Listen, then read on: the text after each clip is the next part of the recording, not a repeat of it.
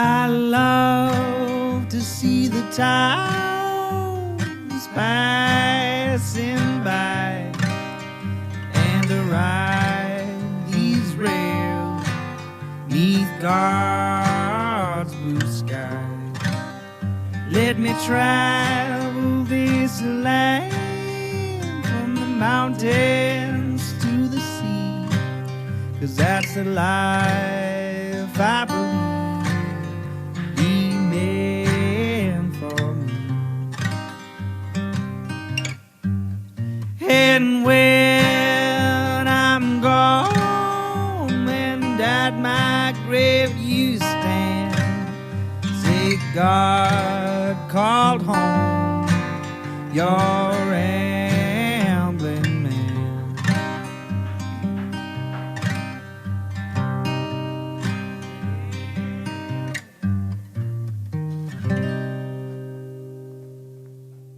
Welcome to Ramblin' Man Podcast, episode number 174. This one's with Laura Walczak. We kind of talk all over the place, but we talk about graphic design a bit, how she got into that, her new ventures in textile design and accessibility. Known Laura for quite a bit. We first met back at Weapons of Mass Creation Festival in Cleveland, Ohio, years ago. Laura's great. If you'd like to learn more about her, visit her website at lauriebreaker.com, LaurieBreaker.com, or follow her on Instagram using that same handle, Laura Breaker. But yeah, I appreciate her for coming on. Sponsor this week is Feral Giant. Feral Giant is a graphic design, illustration, and social media consultation company based here in Knoxville, Tennessee. So they do work for clients big and small all over the country, all over the globe, in fact. But they also do photography, videography, video editing, and audio editing, website design, SEO, writing, content development. Hell, they'll babysit your kids if it nets them money. So make sure you give them a follow on social media on either Instagram, Twitter, Facebook, or LinkedIn at Feral Giant. And be sure to give them an email today and hire them for your next project. Without much further ado, here's the episode. So I know you're in Philly. Indeed. Where are you? Is that where you're originally from? In my heart, but no. I grew up in Western Massachusetts and Berkshire County, which, yeah, there's a bunch of little towns in there. It's kind of is the furthest west in Massachusetts you can go. So when everyone's like, "Oh yeah, I love Boston," I'm like, I barely went there. Yeah. It was like 2.5 hours down the road, but I'm like, I could get to New York State in 15 minutes, or Connecticut in like 30, and then Vermont in an hour. It was kind of like that's where the sandwich was there. So grew up in Western Mass. Lived there all growing up. Went to first year of college I went to in Delaware, had a epiphany of directions and stuff, and they wouldn't let me switch majors on the timeline I wanted, so I ended up transferring up to RIT in Rochester, New York, on Lake Ontario. And then otherwise like did an internship down Nashville, or two actually. So my sister lives there, and my parents now do their snowbird thing to there. Oh my God. And, it's like, okay, well, if you like country music, it works out for your snowbird thing, except for then they go down for like the CMA Fest or whatnot too. So that's not really helping weather-wise. And then was back in Western Mass for a little after school, then came down to Philly 2009, 2010. Then went back up to Rochester, New York, which I don't know if you've ever been there, but like great little city. Like, it's little, but it's got some neat stuff. And then I was out in Seattle for about 6 years, and then I've been back to Philly now for about 2.5. So okay. Mostly northeast, but like little bits of, here and there. There's a podcast I listen to, Never Not Funny, where the co-host, Matt, he's from Western Massachusetts. Oh, okay. And he grew up on like a farm. It's hilarious hearing him talk, because it's very much like Eastern Tennessee.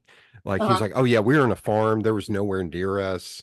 It's not, because he has the same thing. He's like, oh, I'm from Massachusetts. And they're like, yeah. Oh, so Boston. He was like, nope. Not even Mm-mm. close. Like, no, I Nope. said the letter R. Yeah. You can say that. I can't say that. No, I can say it, yeah. But yeah, So, and it's kind of like one of those things where I'm like, oh, maybe I know him or he like knows somebody that I know, just because it is such a small yeah. area. Like my high school, my graduating class had somewhere between like 65 and 70 in my class, Okay. and we weren't just my town. Like we Wow. also engulfed a couple of the even smaller towns that didn't have their own thing. Um, Holy crap. yeah. What did your folks do while they were up Um, there?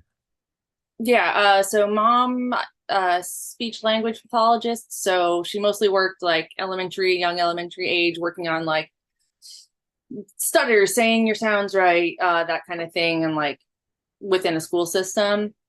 And dad in an electrical engineering context, for like defense contractor kind of stuff. Okay. Um, like same building, but like it went through 6 different corporate names for in the course of the 40 years or whatever he Yeah. worked there. Yeah. Yeah. Yeah. I understand that. We have Oak Ridge down here, and it's been 80 different things. Oh, yeah. And Like you mentioned, acquired this and then they merged onto yeah. this and then yeah. Yeah. And you mentioned your sister. How many siblings do you have? Just the one. I've got one sister, Erica. She's in Nashville and she's an architect. Okay. So yeah, about 4 years older, and she's down there, and she recently started uh she left the company she'd been at and went to a new one like in the past couple months. So kind of like new adventure time for her. And I was kind of like, it's about time, you know. It's hard when you see something like from the outside and you're like, why Yeah. haven't you you can do bigger, you can do bigger things and be less exhausted by it. Yeah.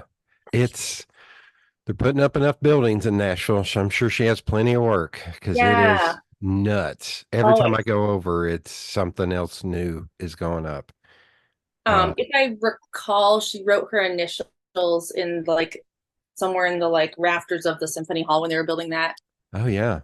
So It's that symphony hall cracks me up because I didn't know about it. And all of a sudden there was a show. It was supposed to be Dwight Yoakam. I thought he was going to be with the symphony. It was just him. So I show up, I was like, man, how old is this building? It must have been here a long time. Nope. Not in the nope. least. It Yeah. just it Yeah. just looks old. Yeah, I think it was built in the aughts Yeah, I think about so. there. Yeah, that would make sense for like if my sister worked on it. I Yeah. guess it couldn't have been 90s. So Yeah, yeah, but I'm trying to think.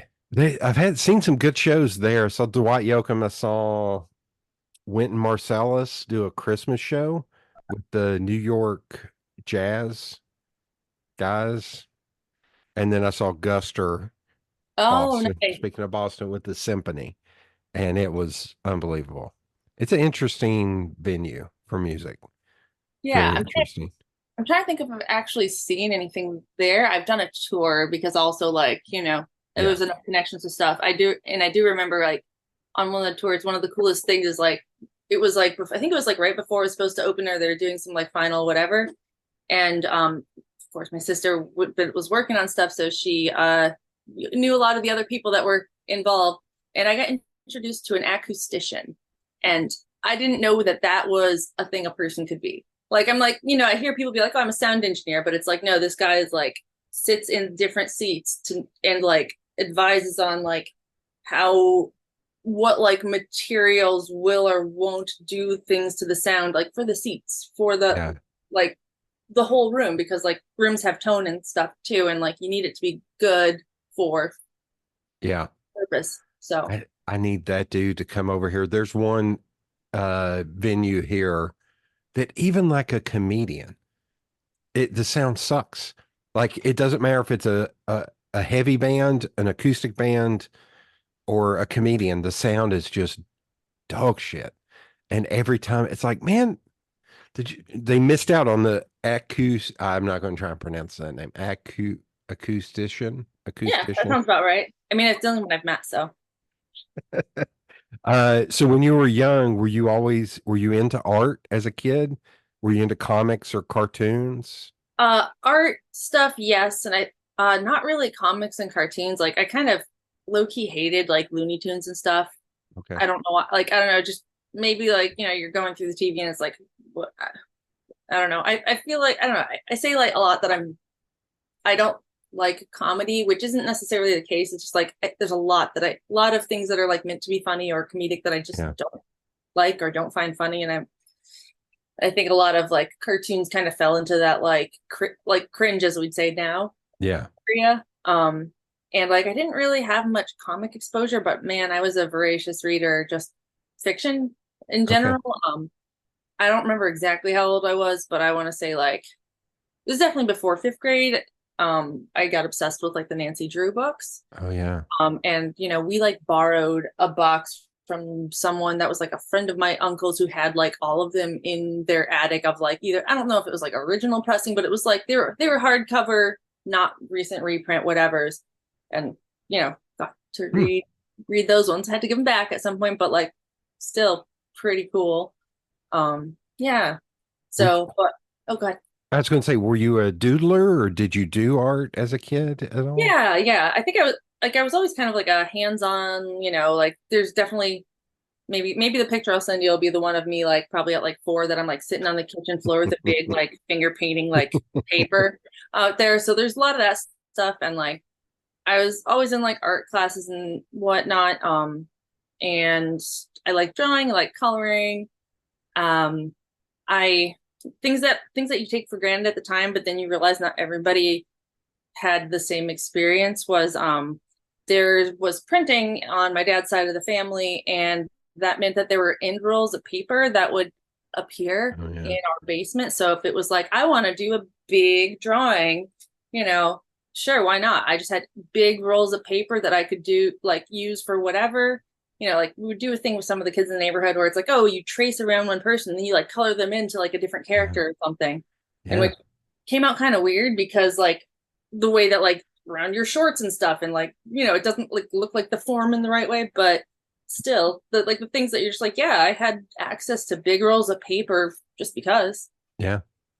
Do you remember the first art piece or artist that made you kind of take notice? I don't know if I can. Yeah, no, I'm like or like, you know, as like, oh wow, look at in its art. Like, Or did you all go to museums a lot as a kid or anything? A lot. I think I mean I feel like I went to a lot of like children's museum stuff, which had a lot of sort of like hands-on sciencey kind of things. The county I'm from is kind of very like arts culture-y, which isn't necessarily like all art stuff, but a lot of like theater and things too. It doesn't mean that I was like at the theater all the time, just that there was a lot of sort of maybe creative energy around. Oh, okay. But yeah, I don't early artists. Geez. I mean, now I'm gonna like, even though I was like, not really comics or whatever, but like newspaper comics, like I remember, I think like one of the first things that I remember kind of like critically like looking and thinking about was like looking at like Garfield and like how he drew the eyes for like all of the characters in there and kind of being like, oh, that's like a cartoony way I could draw eyes. You know, that wasn't like super young, but that was something that it was kind of like looking at like, oh, this is like almost like a shorthand of like an iconography kind of like way of how you convey shapes and stuff. Okay. And so you talked about going off to college. When you went off to college, did you know what you wanted to study in school? No.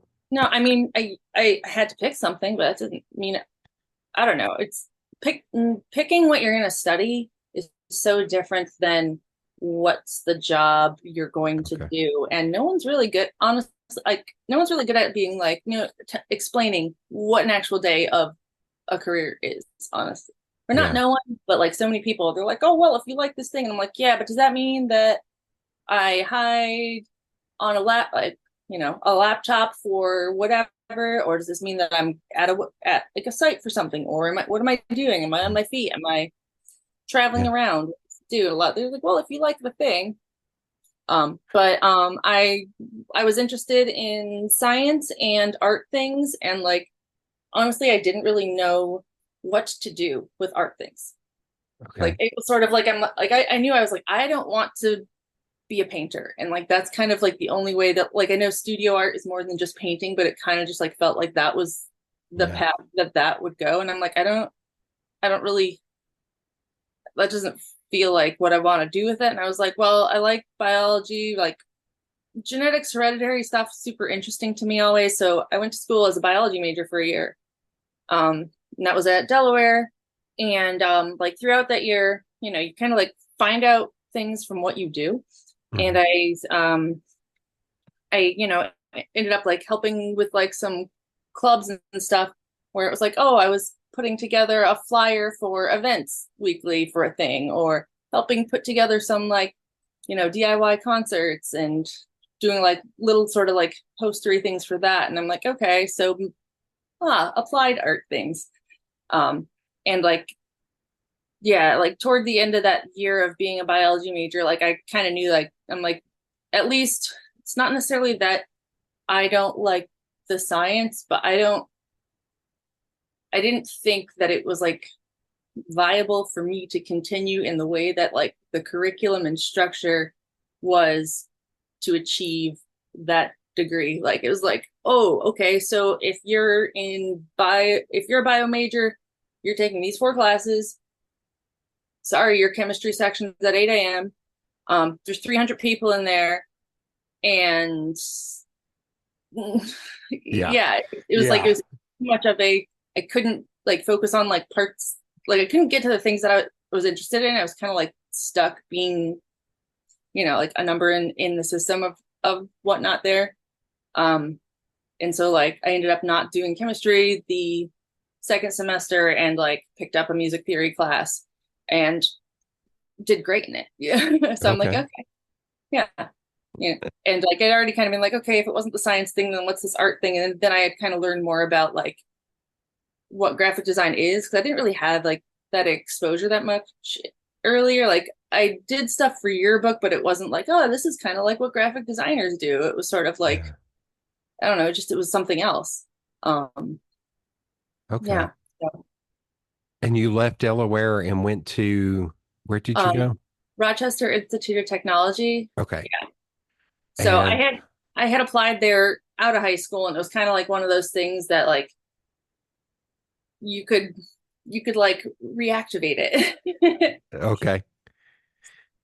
And So, what was the focus when you moved there? Was it graphic design? yeah, it was graphic design, because like I think I had like applied as like undeclared design, but then like looking at what the other options were, I'm like, no, I'm not gonna do industrial design or interior design, which were like the other kind of major things. And there was new media design, which was kind of like what is probably more UX sort of at this point, but you know, 20 years back, like we didn't have that word. So it was more like, oh, you do stuff in Flash. Oh God, Flash. Oh, yeah, God. I learned Flash in college. Yep. Oh, Flash makes my brain hurt. It's, oh God. That's can't think about it. In there, did you have professors that made you still do stuff by hand? Because like down here, we still kind of did stuff by hand a little bit and then got into the computers. Yes and no. Like we didn't do like Tetra Pak letters or anything for layouts. Yeah. And like with it being a school with tech in the name, you know, of course, trying to be like high end tech sort of things, but like there were still like foundation courses for like anybody in like the art and design sort of college. Okay. And so like that whole first year was like, we had like 2D design, which was not using a computer. You know, it was a lot of like talking about Gestalt and like, what do you do with these? What are those like box of like paint chip kind of things that were like, no, not Pantone. They were like, there was some sort of like color things, and there were these whatever, but like we'd cut them up and use them for a thing. I don't remember. Okay. Yeah, so like we had like 2D design, we had 3D design, which was super cool and like weird though at the same time too, because it was like I hadn't really like built stuff, but I did learn like woodshop kind of tools in that. But also like got really good with paper, because a lot of it was like, okay, how do you make a cube by doing like we had like this 2-ply Bristol that we had to like, cut precisely and but like or like score it and fold and sort of stuff. Oh yeah. Um to like make certain things. And there was like more comprehensive things, but that one was like a challenging in another way and had like drawing and stuff like that. So there was a lot of like hands-on components in the foundation courses. And then like as it got to the like second through fourth year stuff, it was a lot more digital, but it didn't mean that there weren't other components. And like there were some things that it would be like, okay, we're either going to like physically move stuff around or whatnot too. But a big part of it was like, okay, what do you do with the software, especially for for typography classes? Like, yeah, we use the computer. Yeah, I feel like, although I feel like I spent a lot of my college years like photographing or bringing stuff into scan for textured backgrounds to play Mm, around in Photoshop. That was more of the physical hands-on stuff, was trying to find stuff. It's like, man, I can't just have a white background. I got to have something interesting back there because it's driving me nuts. And I would take abstract photos of leaves and flowers and brick and wood. Oh my God, wood and rocks. So yeah. many. I I probably mean, got a drawer full down here of photos. good. Your own library. It's good stuff to have. Like, I'm like, I wish I had like somehow kept all of those sort of like weird things in a way that is good now. Because I'm sure that like the resolution I would have scanned them in 20 years ago is not acceptable to me at this point. Um, but yeah, like there was a lot of, I don't know, I feel like it was also kind of the budget thing. So a Yeah. lot of times, so it's like you're doing a student project and it's so different than like doing a corporate project now where you're like, yes, we're printing 6,000. You Yeah. have to consider how 6,000 of these might be made or like how that impacts an output or something. But for for like a class, you're like, oh, I have to have one that I'm bringing in Yeah. for. So it's like if you need to do something that's a little more little hands-on or a little weird or something that would have been a really expensive like die cut thing to set up, like you could like, well, I'm just going to cut one with an X-Acto knife and it's going to be fine. But Yeah. like like budget wise too, it's not like you could be like, I'm going to just buy a font because it's the perfect one for this, or I'm going to buy stock photos. Like, no, you did what you could. Like, how do you make your own thing? Yeah, make your own textures, take weird pictures of stuff. And like another thing too is like we had have, I guess I think still, a big like photo component Mhm. department to the school, like the school of photography at RIT's big, whatever. And so like, when you're in your foundation classes, you're meeting people that are in photo, that are in Yeah. some of the other like disciplines too. So I would be in project and like, yes, you can take my photo. And sometimes you'd be like, okay, but if I need a photo or something, you might be able to do like your trades for projects there. And we even had some classes that were actually orchestrated as like a collaborative one, like um, where it was like, I think it was like editorial design, where there was two flavors. There was design and photo, and then there was a design and illustrators one where there'd be students from both in the class, and you would for each project get paired with someone from the other discipline to Okay. collaborate on like like a 4-page magazine spread. Yeah. So Yeah. We one of the guys that I went to school with, he got a very nice Canon camera. And we wore that thing out taking the most ridiculous photos. We did one project, it was process, like mhm, you had to show like steps 1 through 10. yeah. And he did how to hunt humans. And you've met me. I'm a large man. And then his roommate's girlfriend was like 4'10", 85 pounds, like tiny. So he did hunting the two of us. This one is slow and stupid and big. He may be strong, but he's slow and stupid. This one is agile, but she's. And it was just like he turned it in, and the professor looked at him just like, I mean, it's good, but good God. And then later on, Higher, come on, like yeah, later on, like throughout the next year, people would come up to me and they're like, "Are you the big, slow, and stupid guy?" It's like, yeah, yeah, that's me. Yeah, thanks. Thanks, Greg. infamous, infamous or something. Yeah. He's still my oldest friend. He and I've got to sit down and tell stories about all the stupid crap we did when we were in school together. Just, oh my God, it was relentless. Anyway, sorry. Yeah. No, all Uh, good. okay, Now so I you're, know, that you've been hunted. yeah, I think I even made like a face, like, oh God. Perfect. You got to play it off. It's so dumb, so dumb. I did my process one was I set up a camera and I did how to shave. This was way back before I had this. And I did, the here's the steps to shaving. And then Yeah. it did an alternative one where I got ketchup packs and acted like I cut myself, and it ended with me like laying on the ground.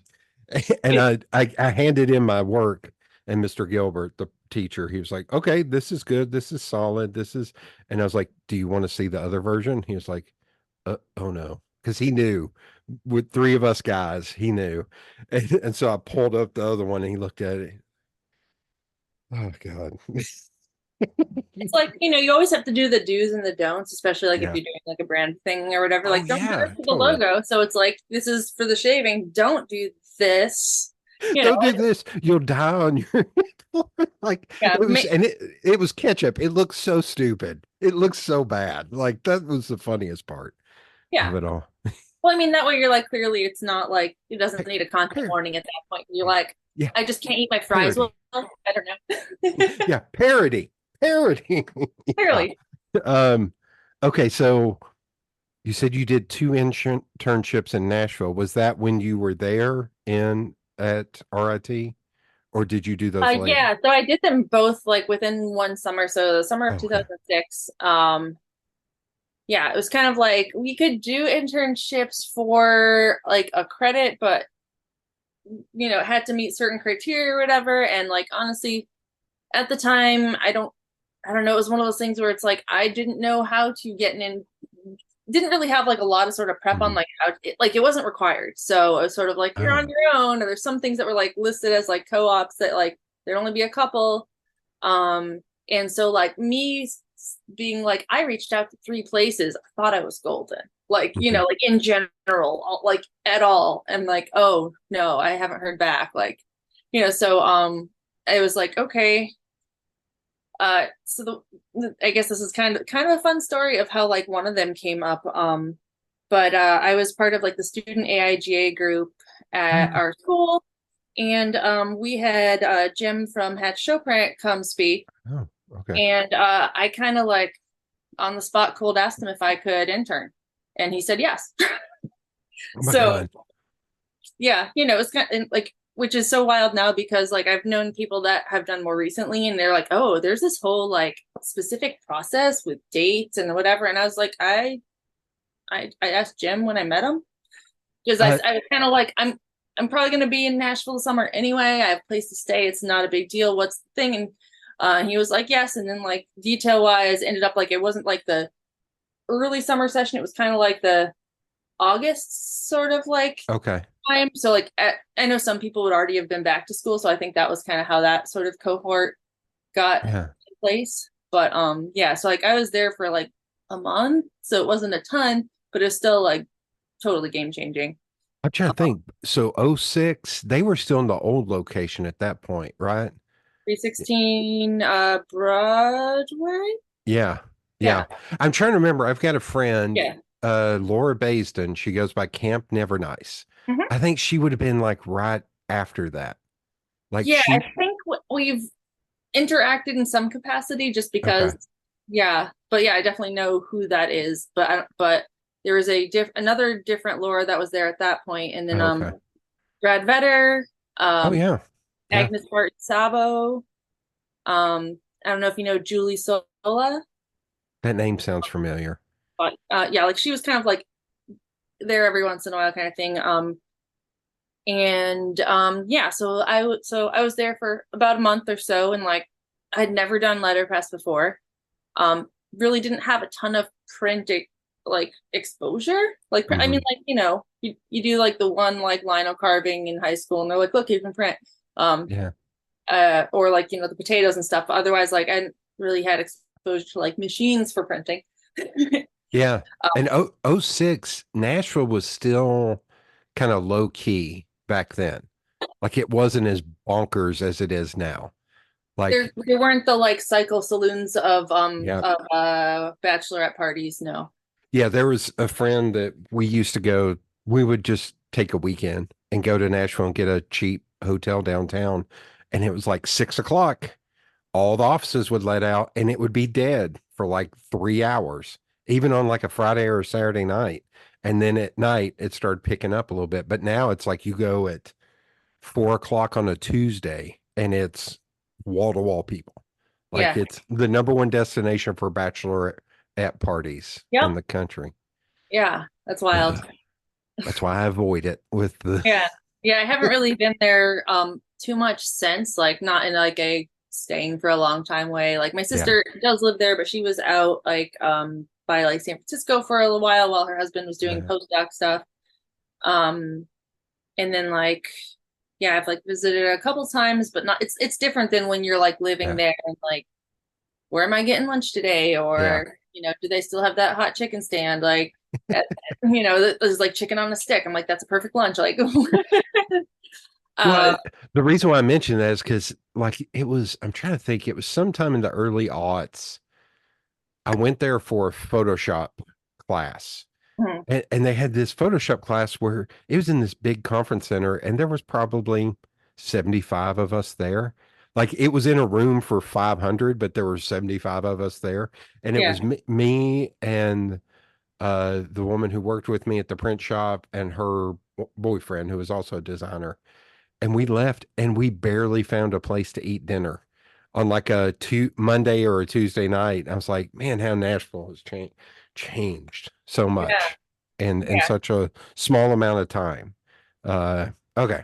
So yeah. Like, oh, I was the last time I was there was it was either 2018 or 19. I don't remember which one was which, but whenever the Pokemon World Championships was there, yeah. that was the last Okay. time I was there for a while. So Okay. that's the most recent that I've kind of seen. Yeah, I think I haven't been to Nashville since, but that I was Okay. there for, about a week or so. Um, then So when you were there, did you ever make it over to Knoxville? ever, yes. So my brother-in-law's family has lake house, but it's on a Okay. river. Okay. Oh yeah. It's technically a river, but it's like they call it the lake house over by Knoxville. So I've been Okay. there a couple times. And like my sister went to UT, so for Oh, her graduation, okay. um, Well, the yeah, reason why I ask is because around that time, Yeehaw Letterpress would have still been open on Gay Street. yeah, I don't I don't think I made it to Yeehaw because of like the times that I had been there or like, Yeah. yeah, it was like my sister graduated before I knew what letterpress was. Um, Well, and Kevin and Julie split, and he yeah, went away for a while, and he's kind of back. I don't know where he's at. He's been at like 8 different places in East Tennessee. He was in Greenville, and then he was in Bristol, and then I don't know. I think he may be back, but I don't know. And Julie huh, just sold the old Yeehaw location and moved to a new location and still does printing. And she's awesome. Julie is one of the best people in the world. I love her okay. to death. So, yeah, that's why I always ask is like, well, if you were at Hatch, then you may have made it over to Yeehaw. Yeah, So, I mean, I didn't, did I? I don't think I had my own car with me when I was doing my yeah, internships, or at least one of them, because like I don't know, maybe I did. I don't remember because like I did two different ones, and they were like I did one like right at the beginning of the summer and then one later in the summer, and I don't think I was there between just because of like what the scheduling yeah, was. yeah. Um, Okay. yeah, Just always curious because yeah. that was such a different time and that shop was so interesting and Well, fantastic. well, my turn to ask you an East Tennessee thing. Yeah. Have you been to the Gray Fossil site? The Great Fossil Site? Right. Gray. How Yeah. do I not know about this? Good God.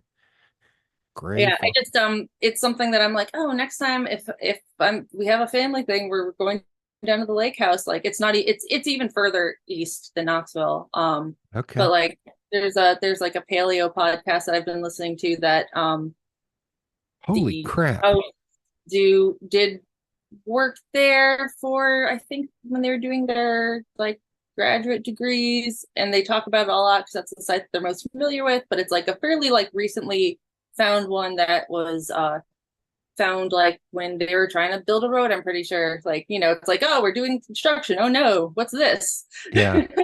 And you I'm find some trying, stuff. I'm guessing this is going to be down closer to Chattanooga. Oh no, it's up near Kingsport. Oh, okay. It's Yeah, up in the that sounds right. corner. Okay. I thought Washington County was down near Chattanooga, but no, okay. This is up in, yeah, Johnson City area. So that's a weird area like Johnson City, Kingsport, all that. It's Johnson City's actually come along and is pretty nice right now. That's where ETSU, East Tennessee State University is. That's the university that has the paleo program associated Okay. with it. Yes. So Uh, and actually, I have to go up to the Tri Cities for work in the next month or so. So I might be like, hey, boss, I'm going to take like a break in the middle and run over yeah. to this thing, doing an offsite real quick. Okay. Well, thanks for letting me know that. Yeah. No, it just it's That's, one of those like things that I'm like, because of like having spent time in Nashville, my sister having gone to UT and stuff, it's like I feel like I'm just like a little bit more aware of like Tennessee things than yeah. like some other states. Like you're like, oh well, in this part of Oklahoma, I'd be like, Yeah. it doesn't. I can't. I couldn't tell you a thing. But yeah, I will say I am so aggressively researchy that when I go places, like I'm about to go to Chicago for about a week, and I've been texting with friends up there. It's like, okay, have you heard of this place? And they're like, no. It's like, you've lived up there 5 years. How do you not? Come yeah, on. Here, we're going to this bar and they play vinyl. I was like, come on, man, let's go. Like, it's hilarious. Yeah. yeah. All right, I'm gonna open a new seltzer, so this will be a Okay. sound that you probably don't want to talk over. Okay. Well, well, Like that's didn't want to make sure there was like gold like like audio gold happening while it's like, well, I have this for extra coffee and it mhm. makes a noise. So I kept like holding it down, being like, please don't hear the crink, crink. Yeah. Yeah. Um, okay, so you mentioned like when you were in school, that you had the design, but they work with photography, work with illustration. Did Yeah. you ever like think about those other media? Did you ever think about working in a different media? I mean, I took classes in both of Okay. those. Like I actually did. I got because of how I chose my electives. I actually got associates in illustration in parallel with my graphic design BFA. Okay. So Okay. it was like, okay, there's like things like studio electives that it's like you can kind of choose from various areas that are like outside of your major course, and it's like, but if you choose these five, you get an associate's in illustration. So it was like, okay, I can do that. Okay. Okay. Um, so yeah, and I feel like, it a lot of those things kind of like overlap too. I'm like, well, I can Yeah. draw the thing that we need, or um, yeah, That's always amazed me because when I was younger, I grew up pretty poor. And if it was like, if I needed to take a photo of something, I would take a photo of something. And there were people in the class and that was before these things. yeah, And there were people in the class who were like, well, I need to find a photographer. I was like, just take the photo. yeah. We're in school. Like, now is the time for it to suck. It doesn't have to be perfect. And this Like, is like before Google image search too. Like yes, we yes. didn't Oh, have yeah. Google image search. That it Yeah. was like, yeah. Yeah. Just take the photo, man. Yeah. I mean, like, so I did a couple photo classes while I was at school too. And like I think that's another thing that's kind of changed since they've gotten rid of a lot of the dark rooms. But like I Yeah. learned like black and white film developing with that. And it was like, it's weird because like I've heard of other people that had learned black and white photo stuff before, but it was such a different setup. I didn't realize like how spoiled I was. Mm. But like, so if I was enrolled in the photo class that, whatever it gave me photo cage access. So that meant, there were certain cameras or equipment that I could check out. There really wasn't a ton that I could check out from the cage because I wasn't a major, but like, okay, still had access. And then I could check out a dark room for, I think it was like 5 hour slot. And Wow. it was not a shared dark room. It was an individual dark room. Mm. And there was like a whole slew of them, granted there wouldn't necessarily always be available, but you could kind of figure it out or be like, oh, we don't have these ones, but we have the like tiny ones. And that was just sort of like, yeah, but okay, you go in, you either like, I don't know if you like handed over your ID and they gave you the key and you had to like come back by 5 o'clock or whatnot, and just like need chemicals, you go to the tap at the end of the hall. So yeah, like it was, and so even though I was like, wow, I really liked like printing photos from that and kind of doing weird darkroom stuff with like, things that you would Photoshop normally now, but like, what can I do this with the negative if I like do this weird overlay with a piece of like, I don't know, plastic, or just put masking tape on something, like, I don't know. Yeah. Yeah, I like doing it, but like, I don't know how I would be able to like, I would have to build I think my own darkroom to be able to use it that same way. Cause I feel like a lot of other places now it's like, oh, well, you can go into this community darkroom. Like, how do you do that with other people there? How do you trust they're not going to ruin your exposure by hitting the light button? Like, no. I'm like, but I also, this was iPod days. Yeah, I would like, when I had like my 40 gig no color iPod, I would load that up and bring your little plug-in speakers like with the eighth inch jack, because it was your own room. So you could I'd like, all right, I have my playlist for the time that I'm in this dark room. I'm in this dark room and I'm kind of just jamming. Like it was like really flow state kind of thing. Yeah. So a lot of fun, but so I am older, so it's so funny to me to think back of how much time I spent in class, where it'd be 4 hours in class just doing design work. Teacher wasn't talking. I was like, and we all just sat in there and didn't listen to anything. It's like, how did we do that? How did we maintain, like, it's so weird.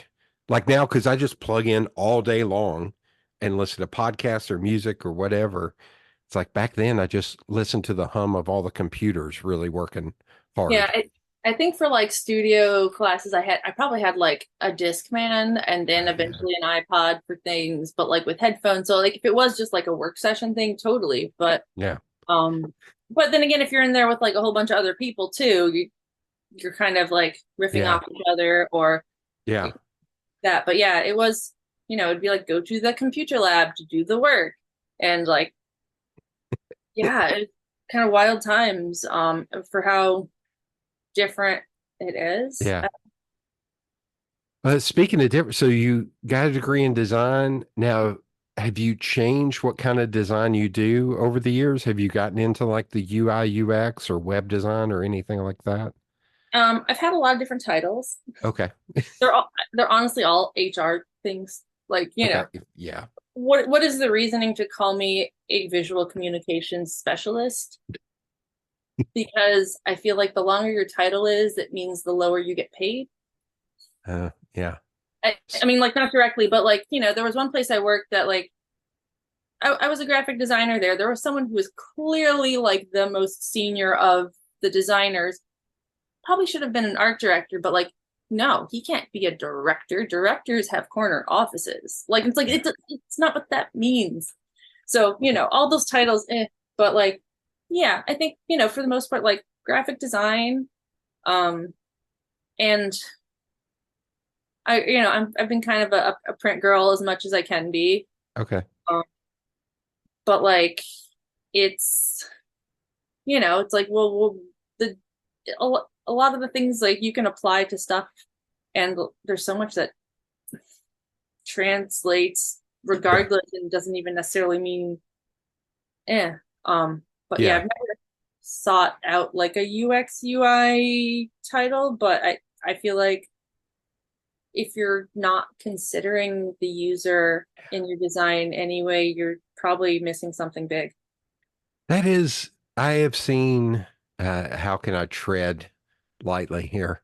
I have seen companies with full UI UX teams. That's like, man, this should just be part of creative services. This shouldn't be something on its own because it all works like in tandem and together. And separating them out just feels weird, like to me, because that was a company where it was like, oh my God, how many people that work there go, it's okay. I don't care. It's like creative services, UI, UX, web design, and then like digital.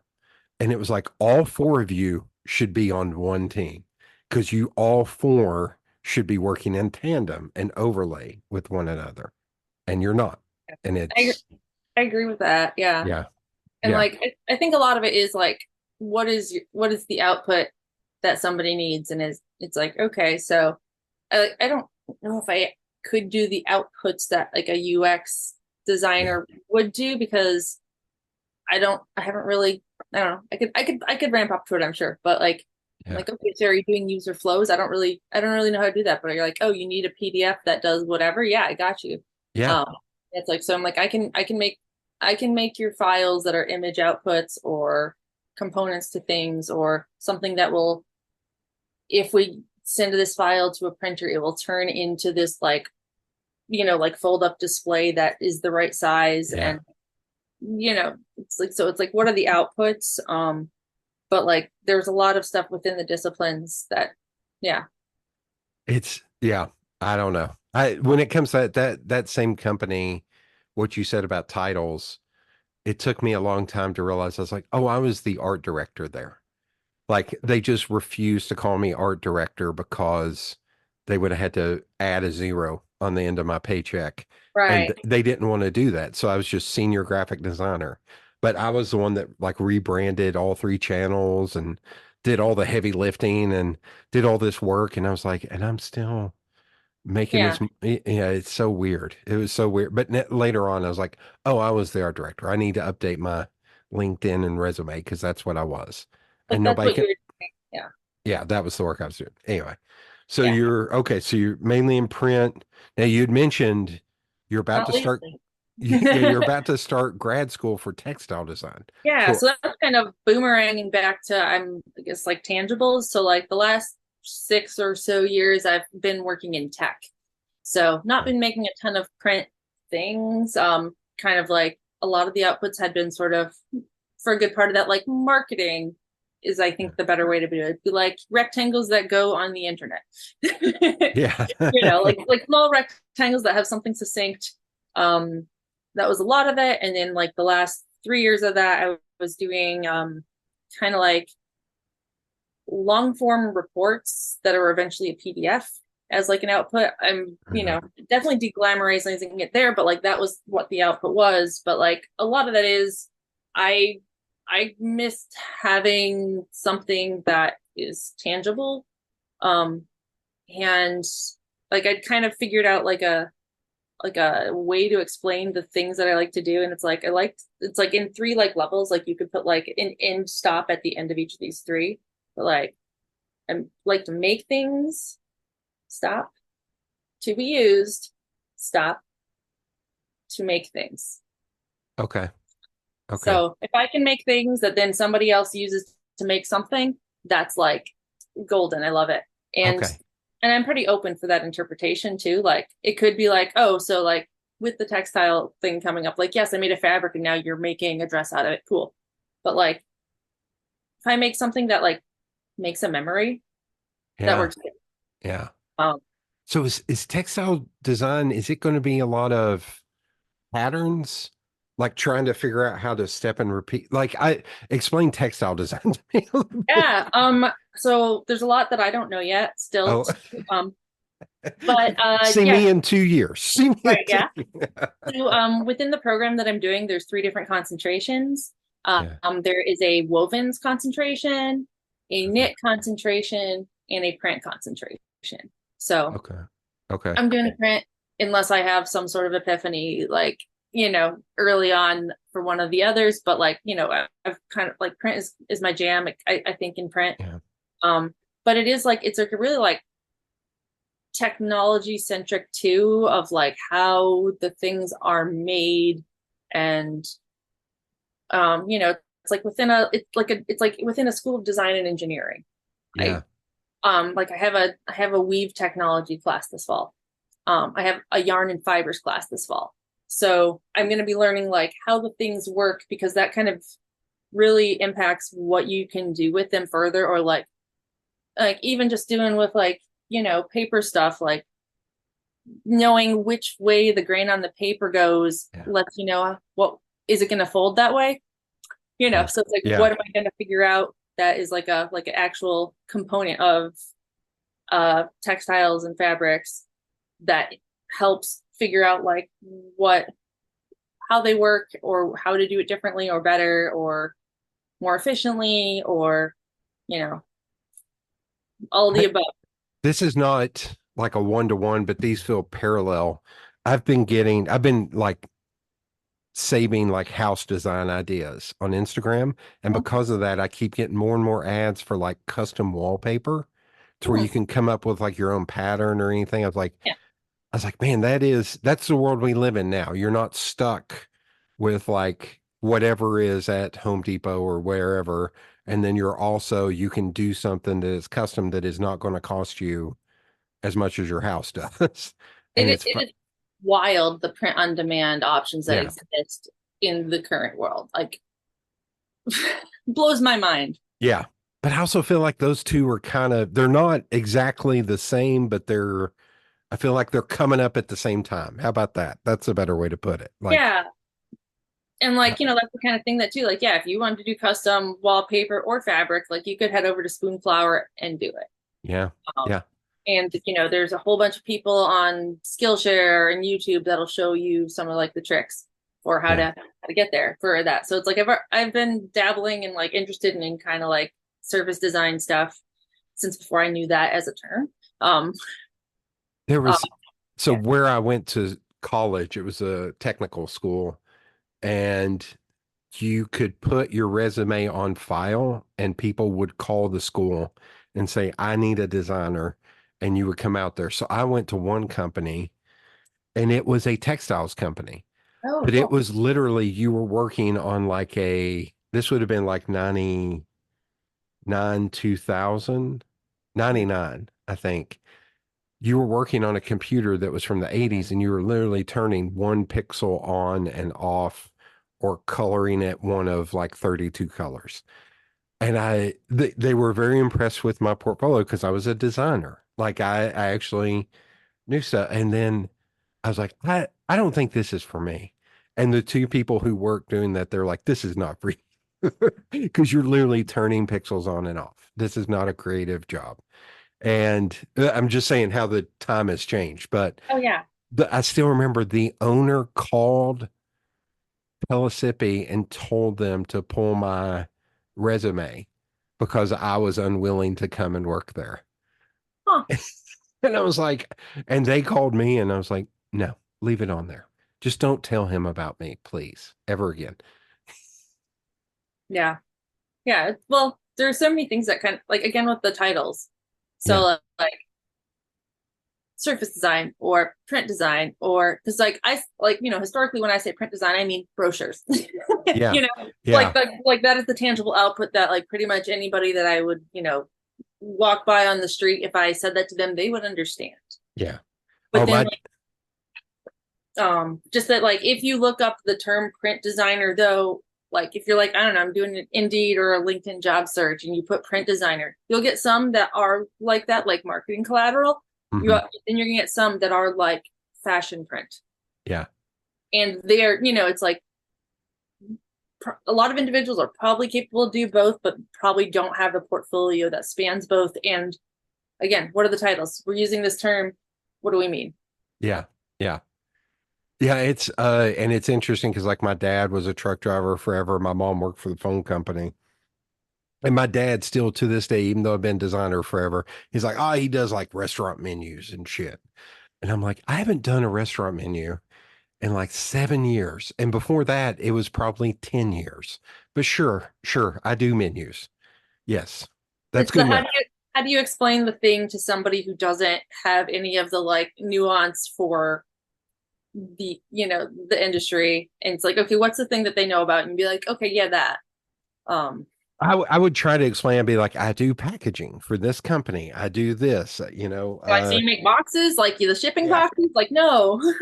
And this, one of the college radio station, I did the artwork for their Mhm. mug for UT, for Oh WUOT. yeah, And he understands this. He's like, I don't know. He did art. And I was like, yeah, that's what I did. I do art for a living, there you Dad. go. And he finally but he'll still say menus, which I think is hilarious. So that's where his head is at. Yeah. Um, the way that I explain it, I don't think this would work for like if I was like having somebody else explain it for me, but like in a conversation, I'm like, oh, I do mind control because we are putting things in a space in a way that is influencing Yeah. how somebody sees it, interacts with it, what they get out of it, what they don't get out of it. And, so it's like really strategic, like placement arrangement with visual components and like, like it's like if that thing exists in a vacuum, what is it? It isn't anything. Yeah. Like the whole point is that somebody sees it, interacts with it, like has that intake. So visual mind control is kind of my like That's like the cheeky way to describe. that's the better than my way that I have pulled from Draplin, where he used to make fun of digital designers because like you pixel pushers. You just push them pixels around all day. I was like, I like that. I'm a pixel. I'm a pusher of pixels. That sounds like Game of Thrones. I'm a pusher of pixels. That's what I do all day. I have a few of the United Pixel Workers. Yeah. I don't know if you remember like those. And I Oh feel yeah. like 15 years ago, maybe they were like huge, like local, whatever, from a couple of cities. And like, yeah, I'm a pixel worker. Yeah. Um, but Uh yeah, pixel worker, mind control, yeah. whatever. I I like can make mind it look. control. I'm gonna Yeah. have to remember that.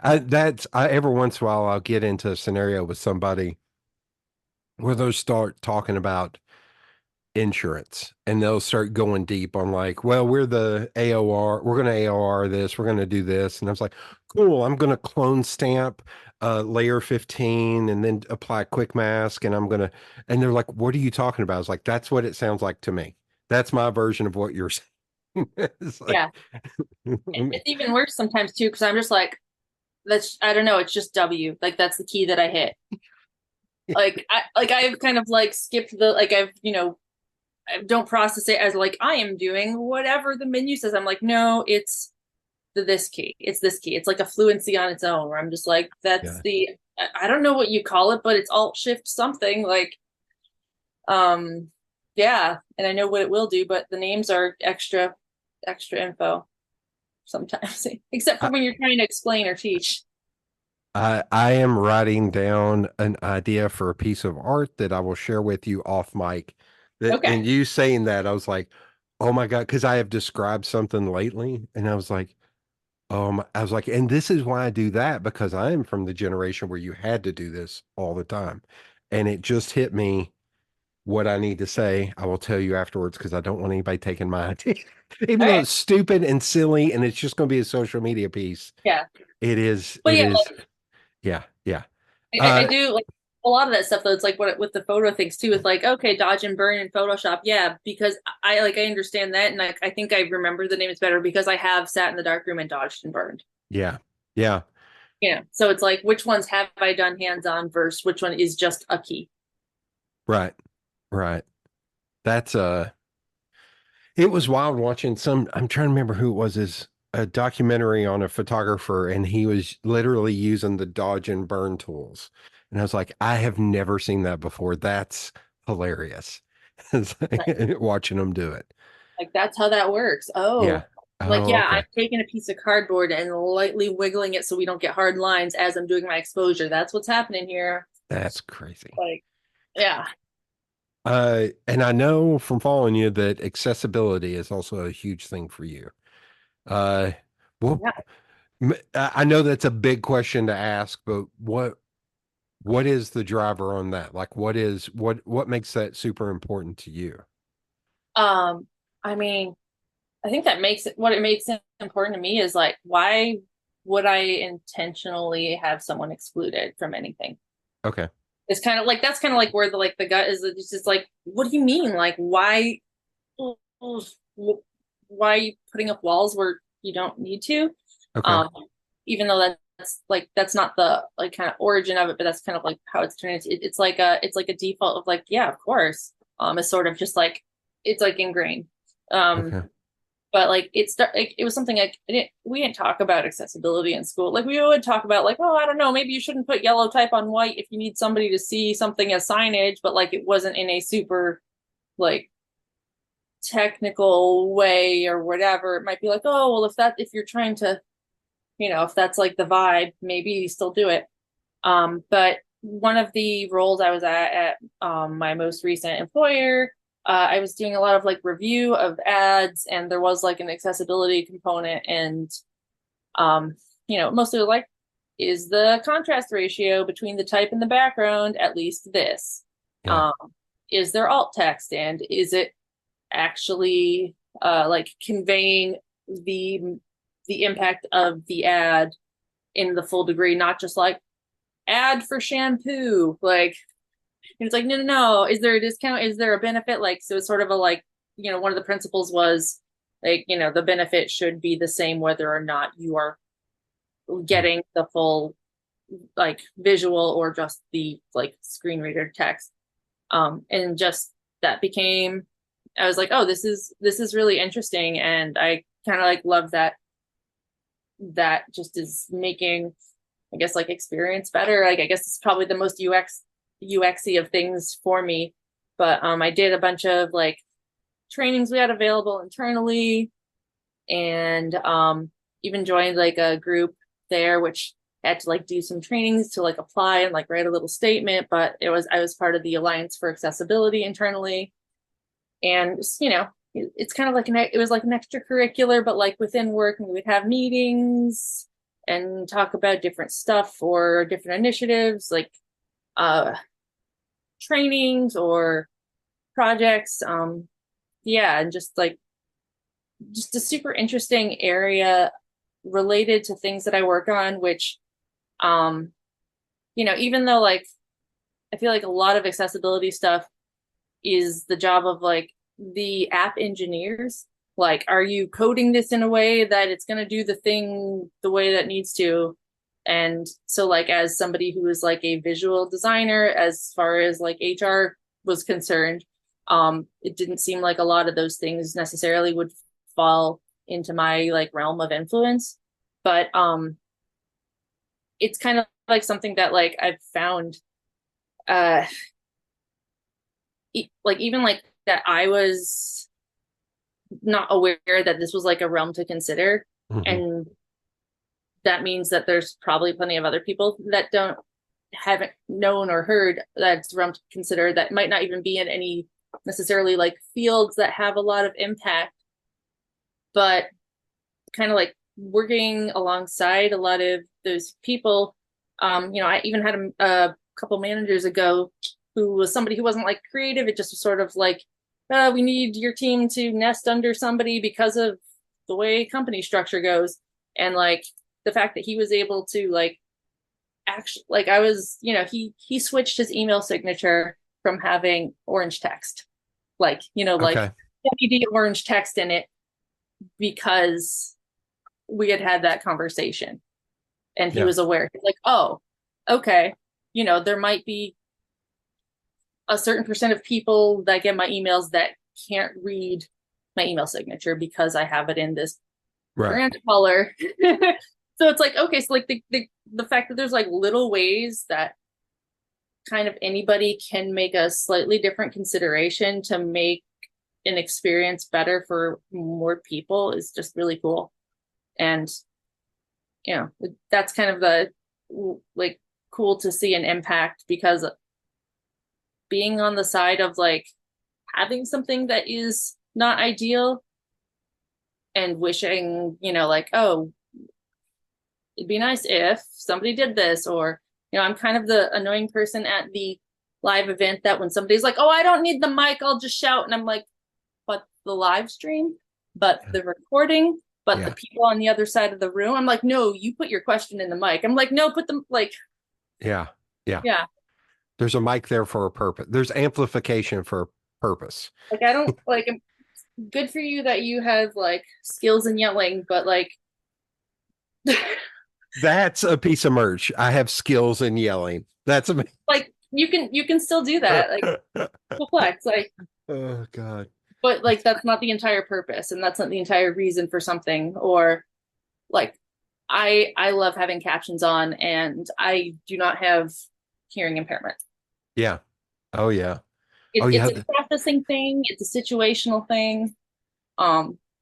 So can we have captions most of the time? Yeah. That's kind of on the flip side. There was a guy I worked with that was like, you never use reverse text. Never.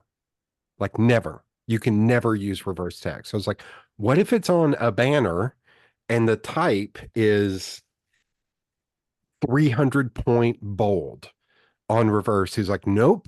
I was like, you're an idiot. You're an Yeah. idiot. Like, you're also a marketing person. Stay out of my lane. Stay out of, because on our like packages, I'm pointing at it like it's around here.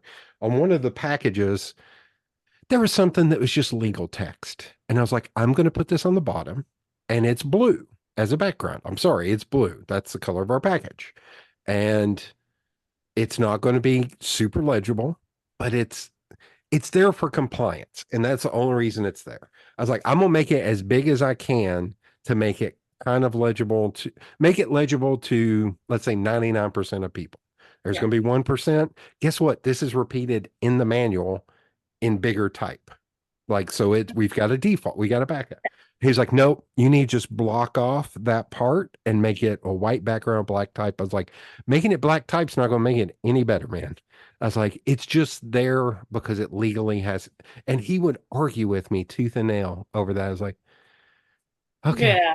okay, I, I, I think that sounds like like being given some guideline, but not understanding it on his side right, or something, right. and then applying it and trying to spreading it out further in a way that doesn't necessarily Yeah, actually mean anything. Because like that's something I'm like, well, is it in the brand guidance that you don't ever use white type? Okay, that's different. yeah, Um, yeah, it's in the brand guidelines. Who might step on yeah, those? But yeah, just like like contrast ratios, and that is something that like I have gotten like really like a lot better at sort of just like being able to spot like what a contrast ratio is for a type color to a background color. yeah, Um, and like it early on, it definitely was surprising me the things that I was like, oh, well, that's totally enough contrast or it totally isn't, that were the opposite. yeah, Just because like I think, for like, oh, if it's white text, you can kind of put it on any color. And it's like, yeah, but or just because it is black text doesn't how bright like right. is the background bright? Is it just because that red is so glaring that you're like, oh, that's fine, but it's really like still like a super saturated red? Yeah, So there was a lot of time where I argued for reverse type because our brand blue was so dark that I was like, oh, that makes the contrast great. And I was yeah, like, and also if we do a white package in Tractor Supply, it's going to be scuffed and it's going to be ugly. I was like, but if it's blue, then you won't be able to see those scuffs or like nicks. Like, and I was like, that's why. And they're like, well, it's still reverse type. I was like, that is not a hill you should be dying on right now. I was like, we want to make our packaging more appealing, more high end. And this is what yeah. it is. Sorry, this is one of those soapbox things where it's like, it was always frustrating. I was like, you're not doing what you think you're doing. You think you're advocating for somebody, but you are not. You're just trying to make it you're ugly. you're just involving yourself in the process to feel like you're part of the process sometimes. Like there's definitely those like, oh, Yeah. well, I came in and I have an opinion and it's going to influence the output, even if it's not necessarily something that is critical to the success of the brand. Right. Right. Oh my God. Yeah. I don't even want to. Okay. But accessibility, Yeah. having like, especially like now with a lot of the tools, like having stuff like websites that can read what is the text in case you have a visually impaired person or just somebody who has issues, like that they can hear what is on the, yeah, stuff like that. Is Yeah. that kind of fits in the realm of, Yeah. And like, I think a big thing with like accessibility stuff too is like there's like a couple different like degrees. There's something that's like it's like a or like disability too. It's like it's a permanent thing, it's a temporary thing, or it's a situational thing. And like I think one of the examples and one of the things somewhere is that like, oh, if you lost an arm for some reason, okay, you have one less hand, that's a permanent one. The hand's gone. right. Yep. You can't like so you don't have two hands worth of stuff to interact with, whatever it is. Then there's the temporary of you broke your arm. So it's like you're in a cast for a month or something. Depends how bad you broke it. And Yeah. then there's even like the level of the situational, which is you're holding the baby. and like the accessibility principle that helps the person without the arm also helps the person holding the baby. Okay.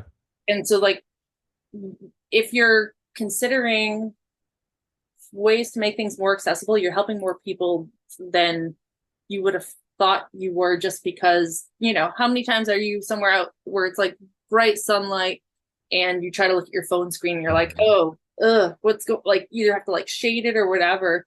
And like, yeah, so text contrast there is helping you too. Yeah. Or, you know, you're carrying so many bags trying to get through a door, you know, and do you have the little like the the door push button to thing? open. Yeah.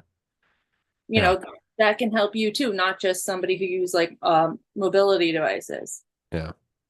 Oh my So God. there's just like there's so many things that like, you know, it's like I don't think anything's ever going to all be perfect, but when there are little things that aren't like it's not like a huge overhaul or change to a project to be like, oh, instead of using this like light gray, we're going to go for this dark gray. Right. Right. It's like there are things that you can kind of just bake in that make things better for so many more people. And like just like, why wouldn't you? And I think a lot of people look at it as an extreme, like what you just said. You can go from a lighter gray to a darker gray, and that's good. You don't have to always go black type, white background. You can still make it within brand, make it appealing, whatever. Like, Yeah. Okay. Yeah, like there's still, you know, there are multiple ways to get to different places. Like with like the last job I was working, we worked with a lot of illustrators slash, depending who calls it, them like graphic facilitators, or like they do the like the sketchnoting on the walls in a meeting or a workshop to kind of do like visual facilitation, but like everybody calls that a different thing. But anyway, you know, that was kind of a journey though with working with, I would get those images that were like either like a digital output from Procreate when for virtual, but then like photos of walls in a room. And you know, it's like, are we doing light washy colors? Everybody loves that light blue marker in the room, but if you have tungsten bulbs and you're taking a photo and you don't have like different setups, you know, it's like, I don't even want to know how many hours I spent in Photoshop trying to like basically recreate writing that was in a light blue marker. Oh my God. Because of that. And it's like, okay, so yes, for like the digital PDF output that I'm putting this in, I can fix it. But in the room that day, was there anybody else that like maybe was toward the back of the room that couldn't really follow as well? Or like another thing that came up too, and my teammate June, shout out, you know, she was like, we were like accessibility partners in crime too. Would always just kind of be like pushing for stuff, but like for better in-room experience things too, with like this would like these workshops would be something where there were voting exercises where it's like, oh, you get your different colored dots and you put them next to the idea you like. Yeah. They're different colors but the same shape. You got some like red dots and green dots. How good is that? So it's like, you know, how often do you think there was somebody in one of those meetings that didn't want to speak up that they were colorblind, and you know, like, oh, I don't want to derail the whole meeting. But like, had those been like, oh, we have some squares and some triangles and some circles, Yeah. Wouldn't have been an issue. Like they still could be different colors too, but it was like, okay, so like one accessibility principle of just like don't have color be the only distinguishing component. Yeah, because God knows, like, how many times have you seen blue and purple that it's almost impossible to tell the difference? Or even orange and red, to where it's like, man, you really have to look at this under the best lighting possible to discern which one is which. Or even like when I would get the photos of the things too. Oh yeah. A lot of times I would like have to like Slack the illustrator and be like, all right, I'm about to do all the adjustments.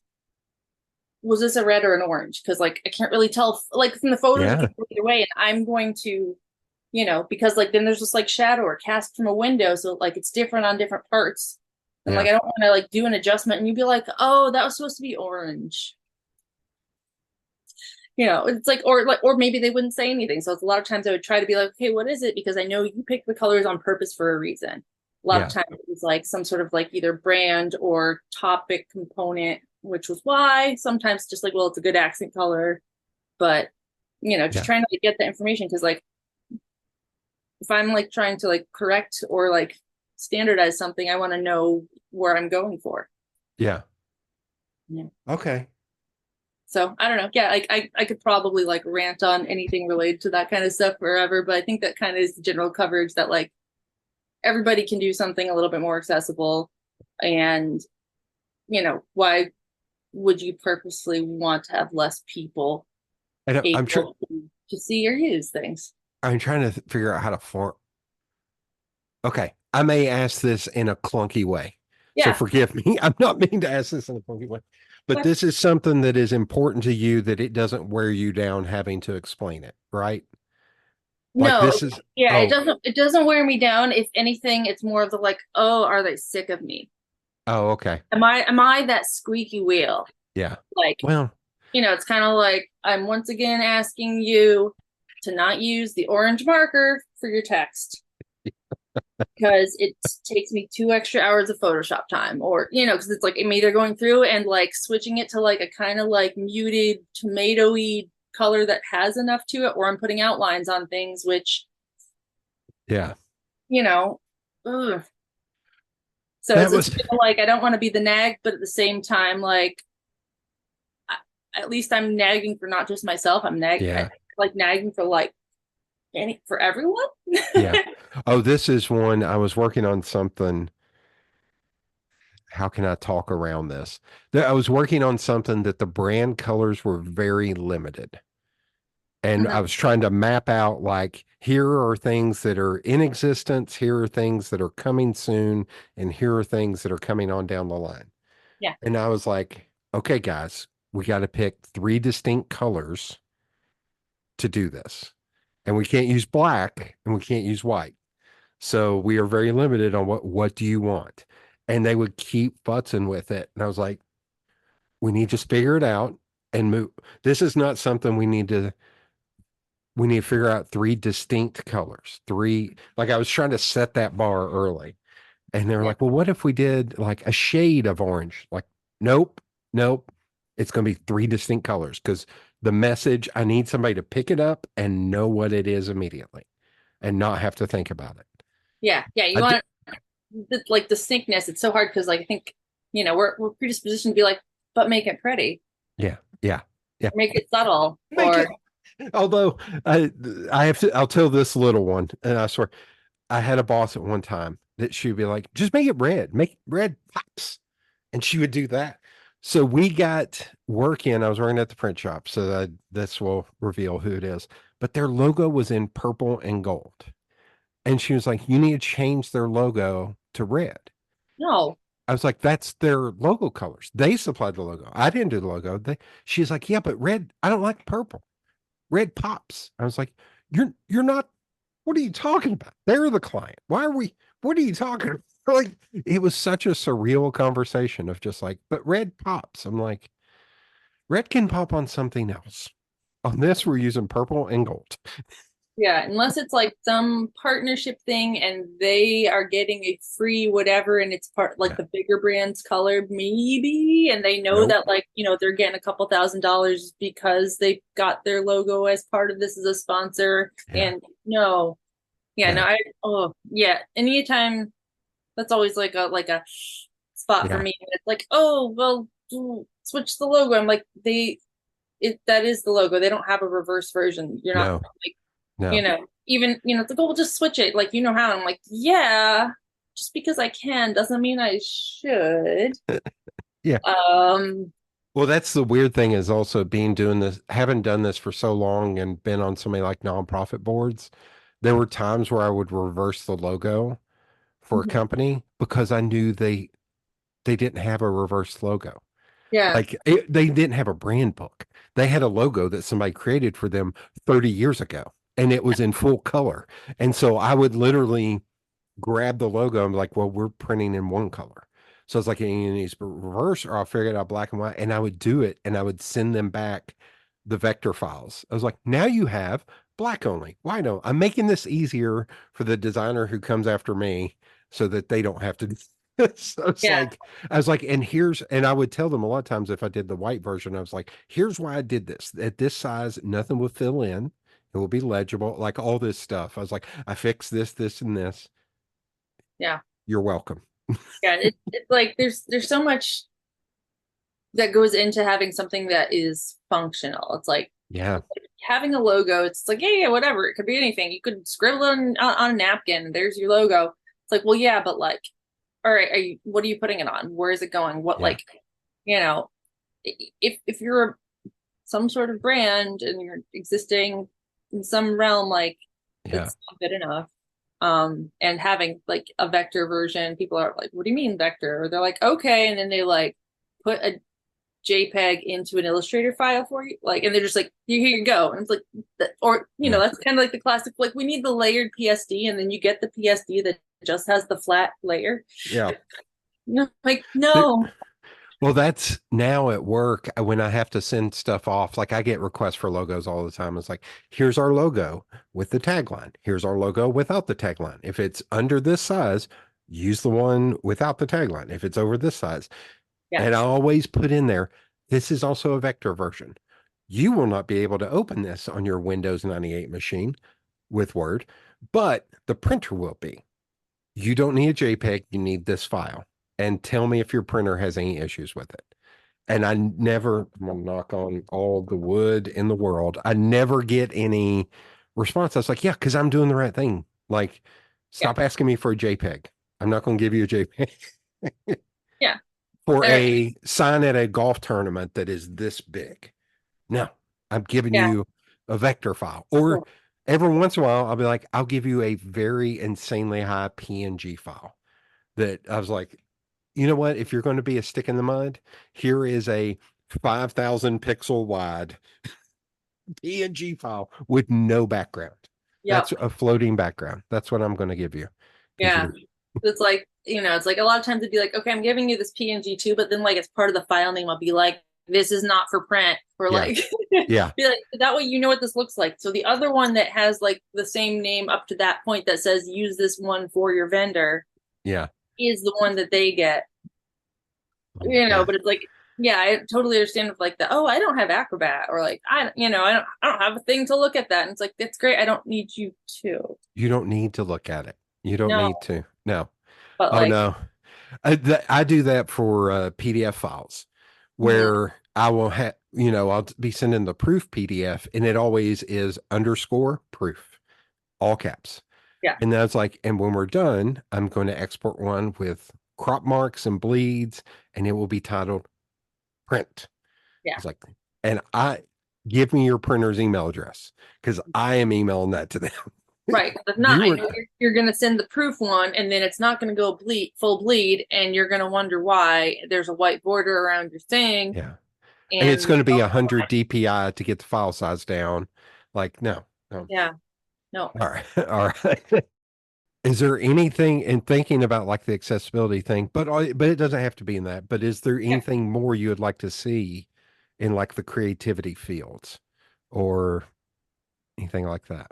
Yeah. And like, and even beyond. So I think I kind of merged these two things together because they just sort of make sense to me as that, but like accessibility and accommodations. And when I mean accommodations, I don't mean like booking a hotel. I mean like workplace accommodations, like what is it, like educational accommodations, like, oh, you can whatever this differently, like alternate stuff. I think it's like I just want more accommodations to be normalized as just like, yeah, whatever, that's the way that this person needs a thing, or that person thrive, like and kind of just like normalizing that that conversation, those processes, because like it really pains me to see so much like arbitrary friction being put in place just because, as like, I don't know if it's like power trips or just like, well, that's what we do, or we don't want you to get away with things kind of attitude. But like, something like seeing with a lot of the like return to office mandates for things. Yeah. Like, and it might just be like kind of like with the designer mind there. I'm like, functionally, what's the reason? Do you Yeah. actually want more output, or is it just that you need to like see me moving my mouse? Yeah. Like, you know, it's like, is that actually, you know, so it's like, okay, is it an accommodation to not be in the office? And like, and even for that, for something, it's like, I almost just want like the default to not even be that that's an accommodation. Like, get to the like, oh, what do you need to do your best work, or to like, what are the ways to support how individuals work, and also that that's something that changes over time. Yeah. So it's something that like you may or may not need something right now that maybe later you need something different. And I just, you know, more of that. And it is Disability Pride Month, so like that's Yeah. another plug for that there. But like, yeah, like stop making it so difficult to like get work accommodations where it's like things that I had to do. It was like you have to fill out this form, and then you have to have your doctor fill out this other thing. But if you don't do it in this amount of time, your case gets closed. And it's like, so you expect me to be able to like say, hello, doctor, that like appointments you need to book however far ahead of time. If you don't turn this around in 48 hours, I'm screwed. Like, Yeah. you know, it's like the processes don't make sense. There's a lot of like friction put in place because it seems like they don't want people to get away with stuff, which Right. okay. It's like my sort of thought is that like they're not getting away with it. If somebody is trying for, you know, the amount of people that are like actually just trying to like game a system or whatever, if they're still benefiting from it, then maybe they need it. And also how many people that there are hurdles you have to go through for that. Whereas Bertha is sitting over there on Facebook all day long and not doing work, and that's okay. But, you know, a legitimate thing is a pain in the butt to actually try to just do your job better, or Yeah. do your job. There you go. Yeah. Not better. Just to be able to do your job without sort of Yeah. like additional, I guess, like additional tax on the person. Yeah. You know, and that can, it can like manifest in like different ways or just like different things. And like, that was one of the things that like suddenly being working from home in March 2020, I didn't realize how much more I would thrive until that was the situation. Like I had done like, you know, occasional work from home days, but it's different. So you're like, oh, Thursday, I'm going to be whatever. Yeah.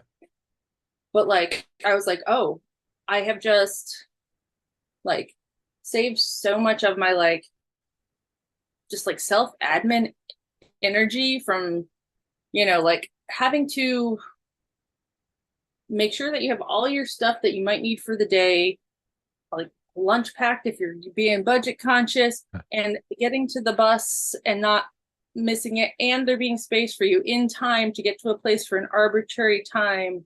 Yeah. It's like a lot of like orchestrated fuss that doesn't need to be there. It's weird because, you know, as you're working, it goes up. The line goes up on like what is actually important and what isn't important. Like Yeah. separating that. And then working for myself for like 6.5 years, it went like gradually to all of a sudden like this. Yeah. It's like, oh, there's all this crap I did beforehand that I didn't need to do that is not important. I can't tell you how many times working for myself, it rarely happened because it was always, I work for myself. I don't believe in hustle culture, but I had to work my butt off to get work because Yeah. that's just how it was. But there would be like, oh, this sandwich shop closed their physical location. They opened a food truck and they're going to be debuting here. So I text two other friends that work for themselves. I was like, let's go grab lunch. And we sat on the steps of like the courthouse and ate lunch for 2 hours. Mm-hmm. Ate these sandwiches and BS. And it was like the first nice day of the spring. I was Yeah. like, everything worked together. And I came home and I worked my butt off until like midnight. I was like, but having that freedom was like, okay, now I gotta get back to work. Like, but having that you can only have 30 minutes for lunch, or if you want to come in 30 minutes, or you can have an hour. Like all that crap is just like, what are we doing here? Like, it's not important. It's not Yeah. important. And it's like for those kind of things too, it's like if I'm not like a clocking in and whatever, like so if you're not clocking in the first place, that's one thing. But then like if you're not in a like if I'm like in a sort of like customer facing in a way that I'm operational, Yeah. like yes, if you have posted hours that you open at 9, yes, you should be there before 9. Like Right. because that is how the business functions. But if it's like, okay, when or where can I do my output? Does it matter if I'm clicking my mouse at 2 p.m. or 8 p.m.? Yeah. Yeah. Does it? Like, as long as the eventual, like, when the thing needs to be where it needs to be happens, then yeah, like, I think there's just way too much sort of like weird, like, impressed culture of like, oh, well, it's 9 to 5, but like, why? I mean, it's Yeah. like, I definitely appreciate like having like core hours culture rather if you're going to be having something like that where it's like okay between 10 and 2 is when we want you there, but like if you want to get in at 7 and leave at 2 or however it Yeah. works, Yeah. Yeah. like do that so it's not just like arbitrary, like everybody mess up traffic at the same time so we can Oh, all God. you Yeah. know sit around on each other's video calls on headphones. I still remember there was one job I worked where door to door from my house to the office, I think I drove because I am my father's son. The night before I started, I drove it on a Sunday night.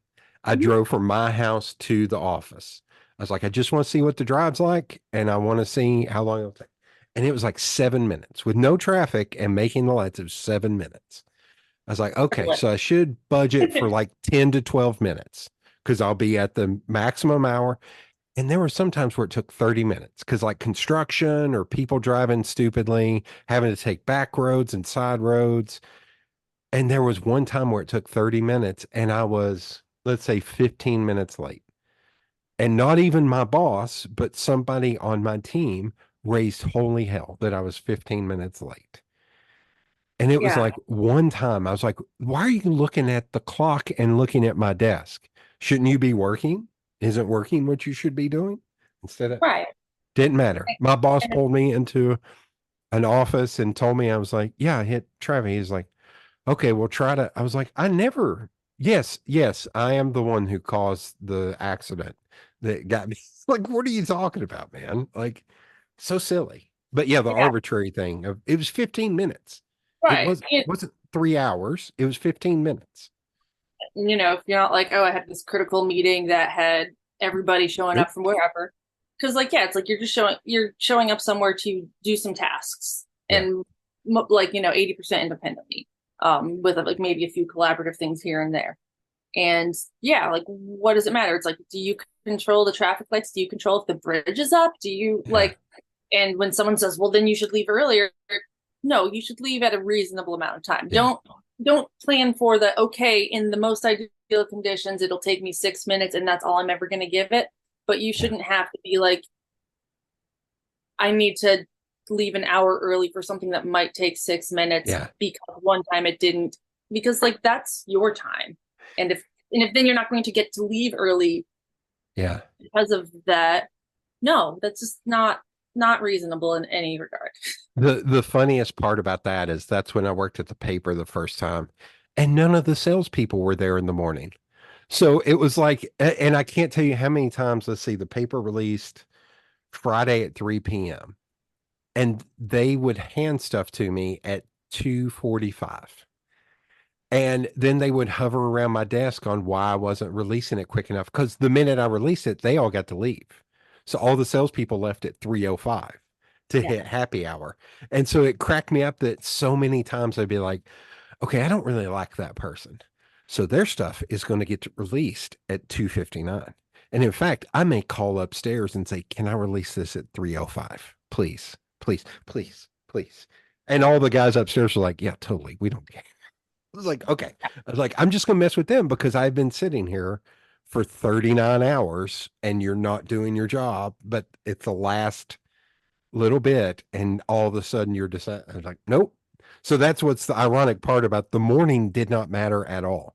It was more No. the evenings and the afternoons that mattered of trying to get stuff done and out. So anyway, good Lord. All right, Oh, sidetrack. Sorry, rambling, man, rambling. We're just rambling. Hey, rambling. I'll feed the Is family. yeah. Is there anyone you would like to work with? Um, I mean, like again, I don't really know like where my textile journey is Right. going to take me as I'm figuring that out. But um, like brands wise, Run and Fly, I would love to do something for. They're the ones that do like the really bright and fun like repeat pattern overalls and stuff. Though they call them what's the British word? Dungarees. Okay. Dungarees. Yeah. So dungarees in British means overalls, Okay. not jeans. But yeah, that like would be really cool to do something with them. Also like other overalls. These ones are with Duluth Trading Company, and like I am so stoked on these. So I would Oh love, yeah. I mean, those are not people answers. But that's a couple brands that would just be super cool to do something with. And Oh, like oh, I'm excited about this fabric because it's like it's light, it's like a ripstop, and it's like kind of like a easy dry, and like there's a billion pockets. So like as like for design stuff, I'm always like functionally like, does this work? Like, yes, are there pockets, but are they useful? yeah. Yeah. Oh yeah. Um, That's becoming a thing because I have to wear pants at work. I can't wear shorts anymore. And just the fact that pants, for the most part, you put your keys and stuff in it and everything just bulges out. I'm like, how can we not figure this out without me having to wear like Jinkos to make this yeah. work? Like, I this is, mean, yeah. it's nuts. Yeah. Like I've become a real big fan of like fanny packs as sort Oh, of yeah. my like most of like when I don't have something on that's a billion pockets, but like the Sipsy Wilder fanny packs, it's sort of like that's my default for like that's where my keys live, and like Yeah. and sometimes my phone depending, because then it's like okay, depending on what my pockets are, and then you can have a couple other little things in there too. But they do super fun stuff, but like it's just been like, oh, this is so much easier. And like rather than a shoulder bag where then you're like either do I have to put this down somewhere, am I like holding my back weird all the time, like if I'm not carrying a lot of extra stuff, it's Yeah. kind of my default. But like especially with I don't know, like if yeah, I think this is happening everywhere, but like stadiums are getting absurd with like how like letting people inside with things. Yeah. They're like either a lot of them are just like no bags, or like it has to be 4x6 and clear, Yeah. and like yeah, so like sometimes like some of the fanny packs like fit in the criteria for stadiums, but like if not, like give me something that has over 10 pockets. Fine. Yeah. I'll sit at your metal detector taking things out of every single one because you won't let me have a bag this big. Yeah. Yeah. Fine. No, that's okay. You brought this on yourself, security. Like Yeah. ugh. That's, I can't tell you because I've carried a pocket knife in my pocket forever. And I used to carry my grandfather's pocket knife. When he passed away, I got the one he had on him. That thing wasn't sharp. That thing wasn't going to hurt anybody. And I can't tell you how many places where it either got got taken. And I would just look at him and go, I'm going to get that back. And they're like, well, I was like, that's my grandfather's. Look at me. Look at me. I'm going to get that back. Like, what is your name? Yes. Okay, like what's your badge number or whatever, or Yeah. something like that, because I will be back on my way out Yeah. and I will Oh, be retrieving this item. Yeah. yeah. And I can't tell you how many times I go into like Neyland Stadium here and being like, crap, I still have my pocket knife on me. And I would like put it behind my belt buckle and just pray it didn't fall out and then go through the metal detector and nothing happened. I was like, see, it's not okay. I Okay. mean, I don't know. Some of it's ridiculous where they're like the things where it's like, oh, if it's like a twist top, you can't have, like, they take it away. And I'm like, the whole point was like, I didn't want this to spill. Yeah. Like, like it's like a water or something. Like I get like the beer bottles maybe, okay, but what, Oh, like, no, I want the cap. I want the cap. I want the cap because you're in a stadium. I've been spilled on by other yeah. people at stadiums, like nacho cheese. Like that was a whole other thing. But like, that a cap wouldn't help that. But still, like, it's hard to carry stuff. There was somebody here that even if you got a water, they would not allow the cans in there. They had to pour it into a cup. And I was like, but the can's so easy. Like they had switched from plastic bottles to cans to be more recycle friendly. And Yeah. now they're pouring it into a plastic cup because the performer was like, no, no cans.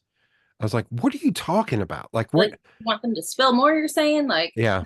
Yeah. It's also more awkward because those cups are so thin that they just, anyway. yeah, right. Opening my next. But like, yeah, this is the thing that I have like a handful of these like little things that like can go on top of your cans. And Oh, they're like, nice. so it's not leak proof. Yeah. Like if I knock this over, it would spill a little bit less, but like if I'm working in the ceramic studio and I don't want clay going Yeah. into my drink or something, or you know, a lot of times the overalls I use this top pocket.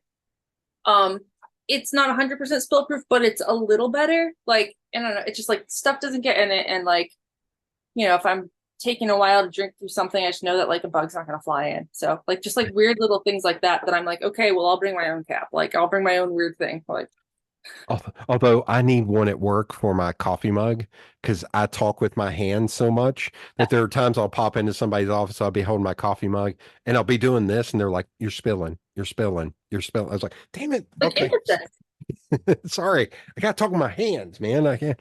Uh Yeah.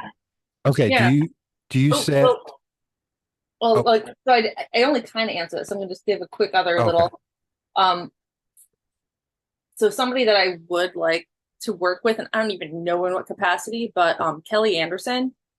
I don't know if you know her. Mm-mm. She I don't know, it's like paper artist, paper engineer, also like she does like risograph animations, like really cool stuff. She did a workshop for a conference that I was like virtually attending. It was super fun.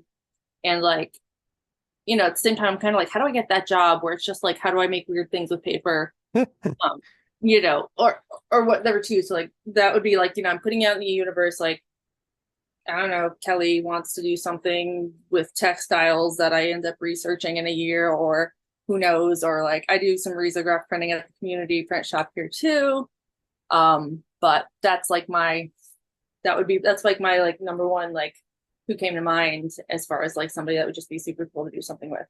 I'm trying to find her. There was somebody oh, there it is. You found her? She's got like No, a black and white profile pic. oh no, this is somebody I saw at one of the last Weapons of Mass Creation festivals Yeah. was I don't want to screw up her name, but she goes by Reinasaur, Reinasaur, and she is a or she did at the time, she was a paper worker for Facebook. Like Oh, cool. all of their stuff that was looked like paper, like the animations and stuff, that was all her work. And Oh, she's cool. phenomenal. Phenomenal. Rhinosaur. I'll have to Yeah, find. she's great. Super cool. Yeah. Okay. And that was also a funny one, like where you were saying, how do you get this job? It's like, yeah, she was a paper artist for Facebook, a digital company. Like, how wild is that? Like, what a Well, weird. yeah, from my years in Seattle and like Facebook having one of their bigger offices there, I do know like I got to like go for some events or like see it with some friends like as guests. And they did have that I forget what it was called, but they basically had like a screen printing lab. And Oh, I was yeah, I like, remember that. I how do remember I that. get can I be like the like print lab technician in tech, so I'm making six figures to like have people come pull a one color screen? like like that, like cool, like I don't know, like, Yeah, but also can we have more jobs like that exist, that it's like seriously. putting value on the like access to hands on making things. Yeah. Oh, yeah. That was weapons at its height, because I know you know about because that's where we met. But Yeah. those middle years when it was you came a day early and got to go on studio tours was Ooh. always really cool. Did you ever do that? Mm-mm. But I did one of the it came a day early to do the like it was like the 2 night stand or whatever or thing, or the two like the like little sort of like design blitz workshopy thing that Oh yeah, yeah. Yeah. And- but But but that seeing people of different variations doing stuff was always cool. cool. Like the dude who made frames that were used magnets. That was the first time I ever saw that, where it was Ooh, like the two frame, you put your piece in there and magnets held it together. I was like, that's the first time I'd ever seen that. And somebody just did it on a whim and built their entire business out of that, just in there. amazing. Yeah. Do you set goals or a checklist for anything? I mean, I'm mm, not like I feel like goals are weird. And also I don't know how much I think too far ahead. But like there are things that are kind of like, oh yeah, I want to do more of that. So I kind of that way, but it's not like it's like, okay, by November I am A, B, and Right. C, whatever. But like that's something that I'm trying to like be a little bit more conscious about. Um, Checklist, yes. I think I'm just in generally more of a like how do I just like get stuff outside of my head and put it onto something tangible because like we don't have time, we don't have space Yeah. in here. It's there's a lot going on and just like I'm on a little like break between work before grad school starts, so I was Yeah. like, oh, it's like summer sabbatical, but not because I'm really just like doing a lot of stuff that needs to get done, like signing up for health insurance and stuff. But like I've just been doing like just a notebook that I put the rules on that I'm like, if there's something that pops in my head, it goes in there because I think that like when I do things where I'm like, this is my to-do list, if I have a thought about like something that isn't a to-do, I'm like, oh, but it can't go there. Yeah. Yeah. And instead I'm like, no, this is if I put a to-do list, great. If it's just like there's some, there's just stuff in here that's probably interesting or like, oh, I have an idea for this would make a cool drawing or I want to look into that or what are some notes for things. Yeah. And like I just like putting like the date at the top, like whenever it's a new day I'll put the date and then like anything else I'm just like I just need to get this out of my brain that's going here. And so like that's kind of been my operational mode right now. But yeah, I'm Okay. otherwise I'm like a grid or outer person, and I don't know if it's like technically time blocking or I kind of like think of it as like life Sudoku. Um, Okay. well, Have it's you, like if you get a couple blocks in there, it makes it a lot easier to figure out what else actually can go into other spaces. Like, because I could be like, oh, I've got a couple weeks till school starts. Cool, yeah, I'm gonna go to the shore. I'm gonna go to all the museums. I'm gonna do like when you're looking at like an amorphous thing, yeah. maybe not. And I think just like realistic and be like, oh well, all right, that museum's not open on Tuesdays, Yeah. or so it's like you get these little components or these little blocks that kind of like I like always like even with design stuff. If someone's like, oh, do anything you want, I'm like, mm-mm. Yeah. I Give me don't want the blank. I parameters. don't want the blank page project. I don't want the just show me ideas project. I want to know either like expectations, goals, something, or why. Like I need a little bit of why to work with to solve for. I'm a solver, not a like puke rainbowser. Um, Yeah. That's, and like I was it's going to just say that's how I am for trips. Like I'll research like the city or whatever. I was like, okay, here are three things I have to do. mhm. Other than that, don't care. I'll figure it out when I get there. I'll explore. Like this going to Chicago, I've got my list of friends. I was like, I need to make time for my friends. And the only other thing I want to do is go to the Field Notes store, which Ooh, is only open like Thursday and Friday, very small hours. I was like, okay, those time blocks are gone because I want, yeah, or one of my friends I won't be driving, can hook a brother up with a car and we can go to the Field Notes because yeah.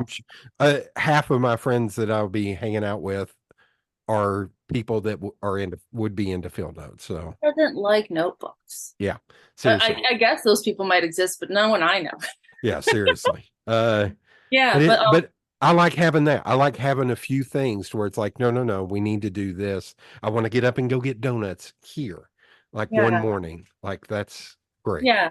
And then like so like one of my I guess like favorite like author podcaster people that deals a lot with I think she's like said as like productivity, but like a lot of it is kind of like time. It's like time perception and like with that too. But it's Laura Vanderkam, and Oh she yeah, yeah, yeah, And so like one of her like kind of like bite-sized things was like for vacations have like one plan for like one like main thing per day. Okay.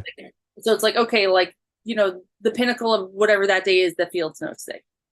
So you're probably not also doing like a concert that night, or maybe, I don't know, whatever, or Yeah. you're not doing brunch on the other side of town that day. Yeah. Like, yes, you still are going to eat breakfast, but are you probably just going to get a coffee near the Field Note shop? Maybe Yeah. it's Yeah. like kind of like, so it's like if you have like kind of like that one sort of anchor for the day, and that way you're not like overrunning things, or you can kind of like go with the flow of like, oh, the traffic's weirder than I thought, or Yeah.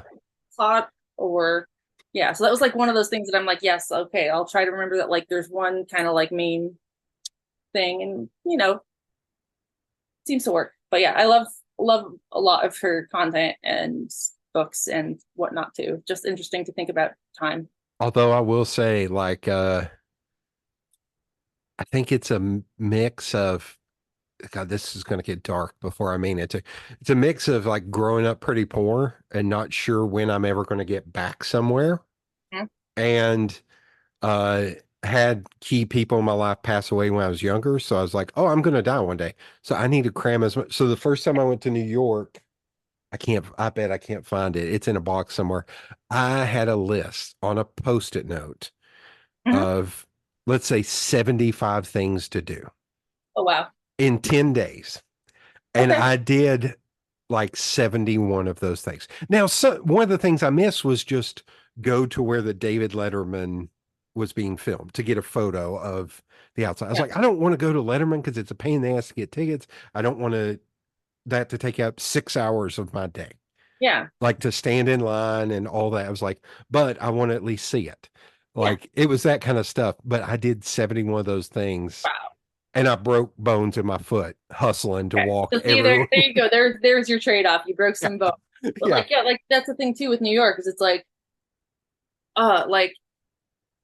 it is so easy to underestimate how long it takes to get Yeah. between things. So like, Yeah. yeah, I'll jump on the subway, but it's like, okay, well, all right, when is the subway showing? Is there a transfer? Like, Yeah. is it going to be full because you're on vacation, but not everyone else is, and now it's rush hour? Or Yeah. like those sort of like things where it's like, okay, we did a New York trip for like a little bit before my birthday earlier this year, and like I had a few things where I'm like, I have tickets to this thing, we have tickets to this thing on Friday night, and we have tickets to this thing on like Sunday afternoon, and kind of the rest is not like nothing, but like here's a couple ideas that like maybe it's going to be crappy weather, so we don't want to do that one this day, or like things that like didn't Yeah. need to be reserved ahead of time, and like that kind of worked out. But like one of the things, we were leaving the American Museum of Natural History, and like I don't know why 4 p.m. on a Saturday that subway line was crammed, but like we had to Huh. wait for like two or three subways to like get on one.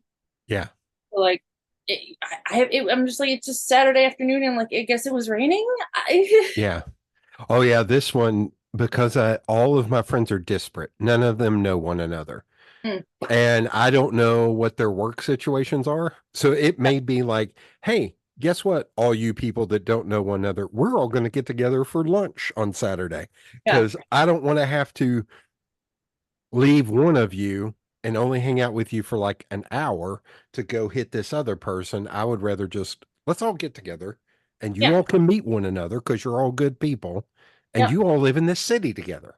Like, who knows? Like, Yeah. yeah, It's like, all right, you like go camp out at a brewery somewhere and be like, I'm gonna be here from 1 to 5 yeah, and come by. yeah, yeah, yeah, Like, yeah, yeah, like so another trip I did earlier this year, I went up to Rochester for like a memorial service or something. So it was kind of a like sort of like shorter notice thing. But one of my like good friends from college lives there now too, and then there was somebody else visiting like that weekend, and like I was so thankful that he's a planner too. But yeah. I was kind of like, okay, here is sort of like my thing with the schedules, and he was like, all right, we're gonna be at this brewery on Sunday afternoon from blank to blank, and I was like, yes, I'll be okay, there. yeah, I'm like, Here, yep, I have the two minds because I also have the chasing whimsy mind. Like yeah, one of the times I went to New York, because I didn't really plan anything, Uh, one late afternoon, I met a buddy who had moved up there to work for the AP, and he's like, "Let's go get a beer at this place called Milk and Honey." I was like, "Cool, Milk and Honey, something like that." So we Yeah. went and had a beer, and we sat there and drank like three beers Mhm. because it was a cool place. And once it started getting busy, he was like, "All right, I gotta go meet my girlfriend. We're gonna go to the winter market. Do you want to go?" I was like, "Yes," because I have Yeah. no plans. That sounds great. So we went to the winter market, and then we hit a few other bars in the area, and I got to learn like New York's such a weird city, and that some places are like neighborhoods, even within just Manhattan, to Oh where it's like, yeah. oh, Oh yeah. everybody that lives here goes to these three bars, and they don't go to any bars 3 blocks away. They'll never go to that bar. Whereas I'm like, I have to drive 10 minutes to get to, you know what I mean? It's like Yeah. how surreal that was to me. But I got to learn about that because I chased Whimsy. And then another night or day, it was a friend of mine that I grew up with that she and I just went everywhere on one day in Brooklyn. And that's all we did. I was like, yeah, because I set aside this day to do whatever she wanted to do. And if she was going to be done in 2 hours, I'd be like, okay, I got other things I can do. There's a Yeah. cigar shop I want to check out. There's a donut shop I want to check out, like priorities. Donuts are always a Well, priority. yeah, you got like regional donuts, you have to know. Yeah. Yeah. So, but that chasing whimsy, I love doing that because she and I, that was is a wonderful trip because I got to do a little bit of that. But it was like I want to go see Larry Wilmore on my first night there.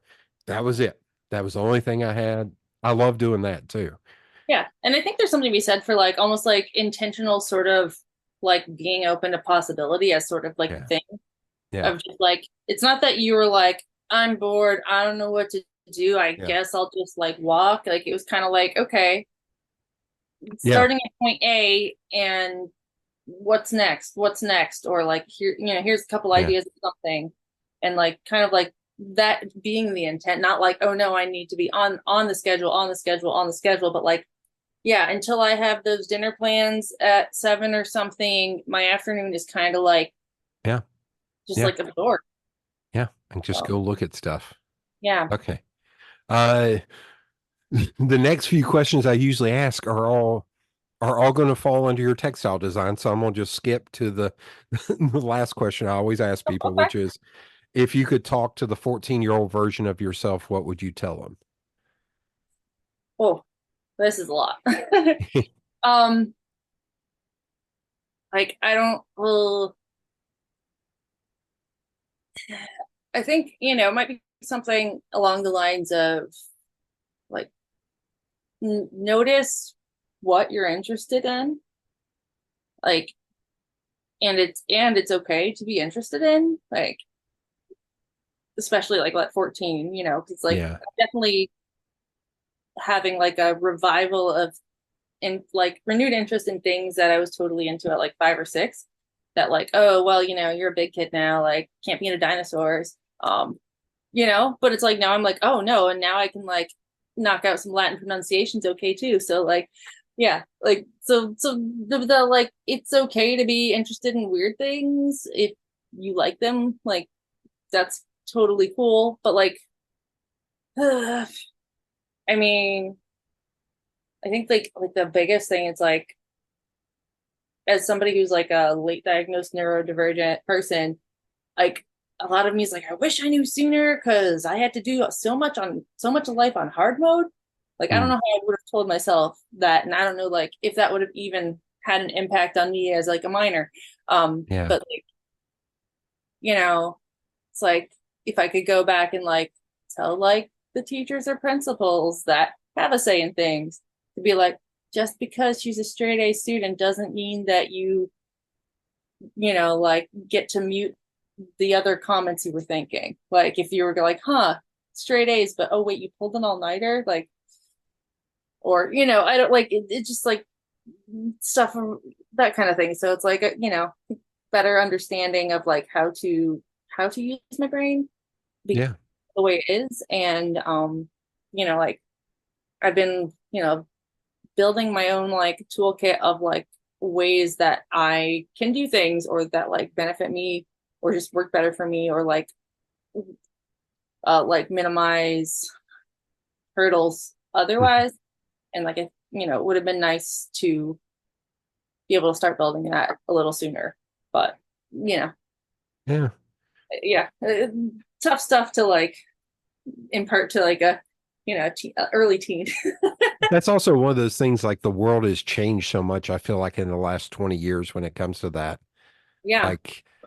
Like would the world have been ready for a 14-year-old to be like, yeah. Right. And then the same time too, that like even with that info, the world at that point would have been like, oh, but you're a girl. Yeah. Which Yeah. like, girls don't really get that, like, quote unquote. Like, so it's like, yeah, that's no. Yeah. Yeah. Um, so Whereas me being older, it's like, just rub some dirt on it.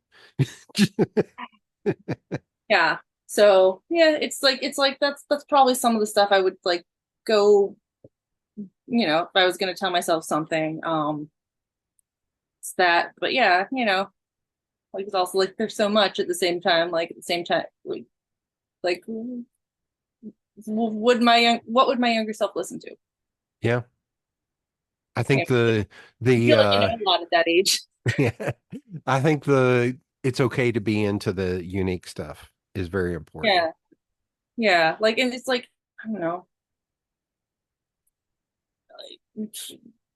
Like it's yeah, like just like yeah, like I like weird stuff and like like it's even too like as somebody who's in like creative fields and arts and stuff. Like if you're like, oh, you have a museum day, I'm like, well, I'm going to the science museum. Like I'm like, I could see paintings, I guess, but like, yeah, like, but do they have bones? Cool. Like I'm going for bones. Like yeah, yeah. Yeah, I don't need to see that painting of a field. I'm gonna go look at like yes, I know pointillism was revolutionary at the time. That's great, but like I'm like, but could I see like a fossilized skeleton of something that I can't see alive? What? Yes. And like be able to, like there's so many things that like being there in person, it yeah, just like it's like the blessing and curse of Google image. Like yeah, you can like look up so many things, but at the same time, it's like, but I want to flip it over. Or yeah, like how like give me some scale. How heavy is it? Like what? Ooh. Yeah, I don't know. I've just been doing so much like sketchbook from museum, zoo, outside, whatever I can, like kind of trying to build that practice again too, because I really haven't like done a lot of observational drawing in career things lately. yeah, And like I've noticed that like that's kind of the way that I understand things is by like I kind of like process through my hand, which is it's like a weird thing to say, but it's like if I'm writing things down, I will remember them. It's not because I'm going to review my notes. It's because I wrote them. Or like with drawing and stuff too, it's like I find that it makes me like look at things more or differently. Because like one of the things was like at the zoo, like giraffes. So like if I say giraffe, you can like kind of think of like what giraffe like skin patterns look like, right? yeah. And if you tried to draw it, you could probably like do something that's kind of giraffe. But like, have you ever like sat and looked at one giraffe and drawn their spots? Oh yeah, yeah, I've done it now totally. too. So there's 3 giraffes at the zoo here, and like it's to the point because I sat for like an hour drawing the 2 different spots on like I had 2 sides of like a sketchbook that like now I can, because I was like so detailed zoomed in on that like looking at the individuals in the enclosure, I can be like, that's Stella. Nice. Like, it's like, Yeah, what's that useful for? I don't know, but like, it's just like, oh, like I've kind of like gained understanding of what it is because I like processed it through my hand and had to look at, okay, that's at kind of a 90-degree angle to this spot with this intersection. Or yeah, I just like, I feel like there's so much like you see so much more when you're not just looking at it. yeah, yeah, totally. Another great book. So this wasn't supposed to be just like my book and podcasting, but Visual Intelligence. It's like a red and blue cover. Okay. I think that was it. But yeah, super awesome, and definitely was like one of those things that I was like, oh, I think it's like rebooted like my brain for like walking around and looking at things. Yeah, it's a Visual Intelligence by Amy E. Herman, and it's sort of Amy. like a red and blue cover where it's like one of those like kind of like um it's like we're like the shapes turn into the different shape as the pattern progresses, sort of thing. Oh yeah. Um, yeah, I wrote it down. Her and Kelly Anderson. yeah, Those are my homework for those are really this. good stuff. Yep. Oh yeah, and the Gray Fossil Site. That's the other one. Yeah, yeah, yeah. Because like so again, it's sort of like a thing where I'm like, oh, well, like what are you listening to or reading lately? I'm like, well, I listened to this paleontology podcast. Like, oh no, what about like design things? And I'm like, uh, I mean, like they just had an episode that was like hours about leaves. So it's like Okay. there's definitely something like to be said about like art design or like understanding of creativity through other things. Like I think looking into like I don't only go and like look at design work to inform my design work. Right. I will give you a recommendation. I don't know if it is up your alley, but you can give it a shot. Paul Giamatti has a podcast called Chinwag, and they'll talk about like cryptozoology. And I'm not even into cryptozoology or any ghosts or any of that stuff, but it is just a fascinating podcast. Like, cool. And it's really fun. And it's him and the guy's a professor in Chicago, professor of, it's not theology, but it's something like that. And it's just a fascinating podcast. It's say Cool. fascinating. Paul Giamatti, it's almost a drinking game on how many times he goes, fascinating. It's just a lot of fun. So there, Yeah. finally, I gave you homework. Finally. All right, I got the Yeah. moment. Yeah. All Yeah, right. and it's like the natural kind of thing that has been coming from that is like the interest of like what like paleo art and like thinking about all Yeah. the dinosaur images. 'Cause I'm like nobody saw those, so it's like is when everyone like draws a brontosaurus, they're just referencing the classic brontosaurus paintings that like Yeah. White did, or yeah, or so it's like it's all these references from somewhere. So like learning kind of like vertebrate comparative anatomy things for drawing has been super interesting, and I'm like, I would love to do like a deep dive on that somewhere. Yeah. Yeah. Does anyone offer that as a course? It's like, would I have to be doing like a MFA in illustration, or would it be like an anatomy physiology of vertebrates, like both? But neither. I want the middle. Would you need to create that program? Right. And in which case, like, I don't know. So, Okay. an independent study on the side. But yeah, super interesting in the meantime. Okay. Well, thank you for being on. As I almost went, we'll check back in a few years, and Hey, we'll see. we'll give an update to people. It's like, well, if you're interested in this too, here's how you do it. Yeah. I mean, there are, little parts, but like, yeah, I haven't really found like the thing. So Yeah. maybe there will be. I don't know. Hopefully so.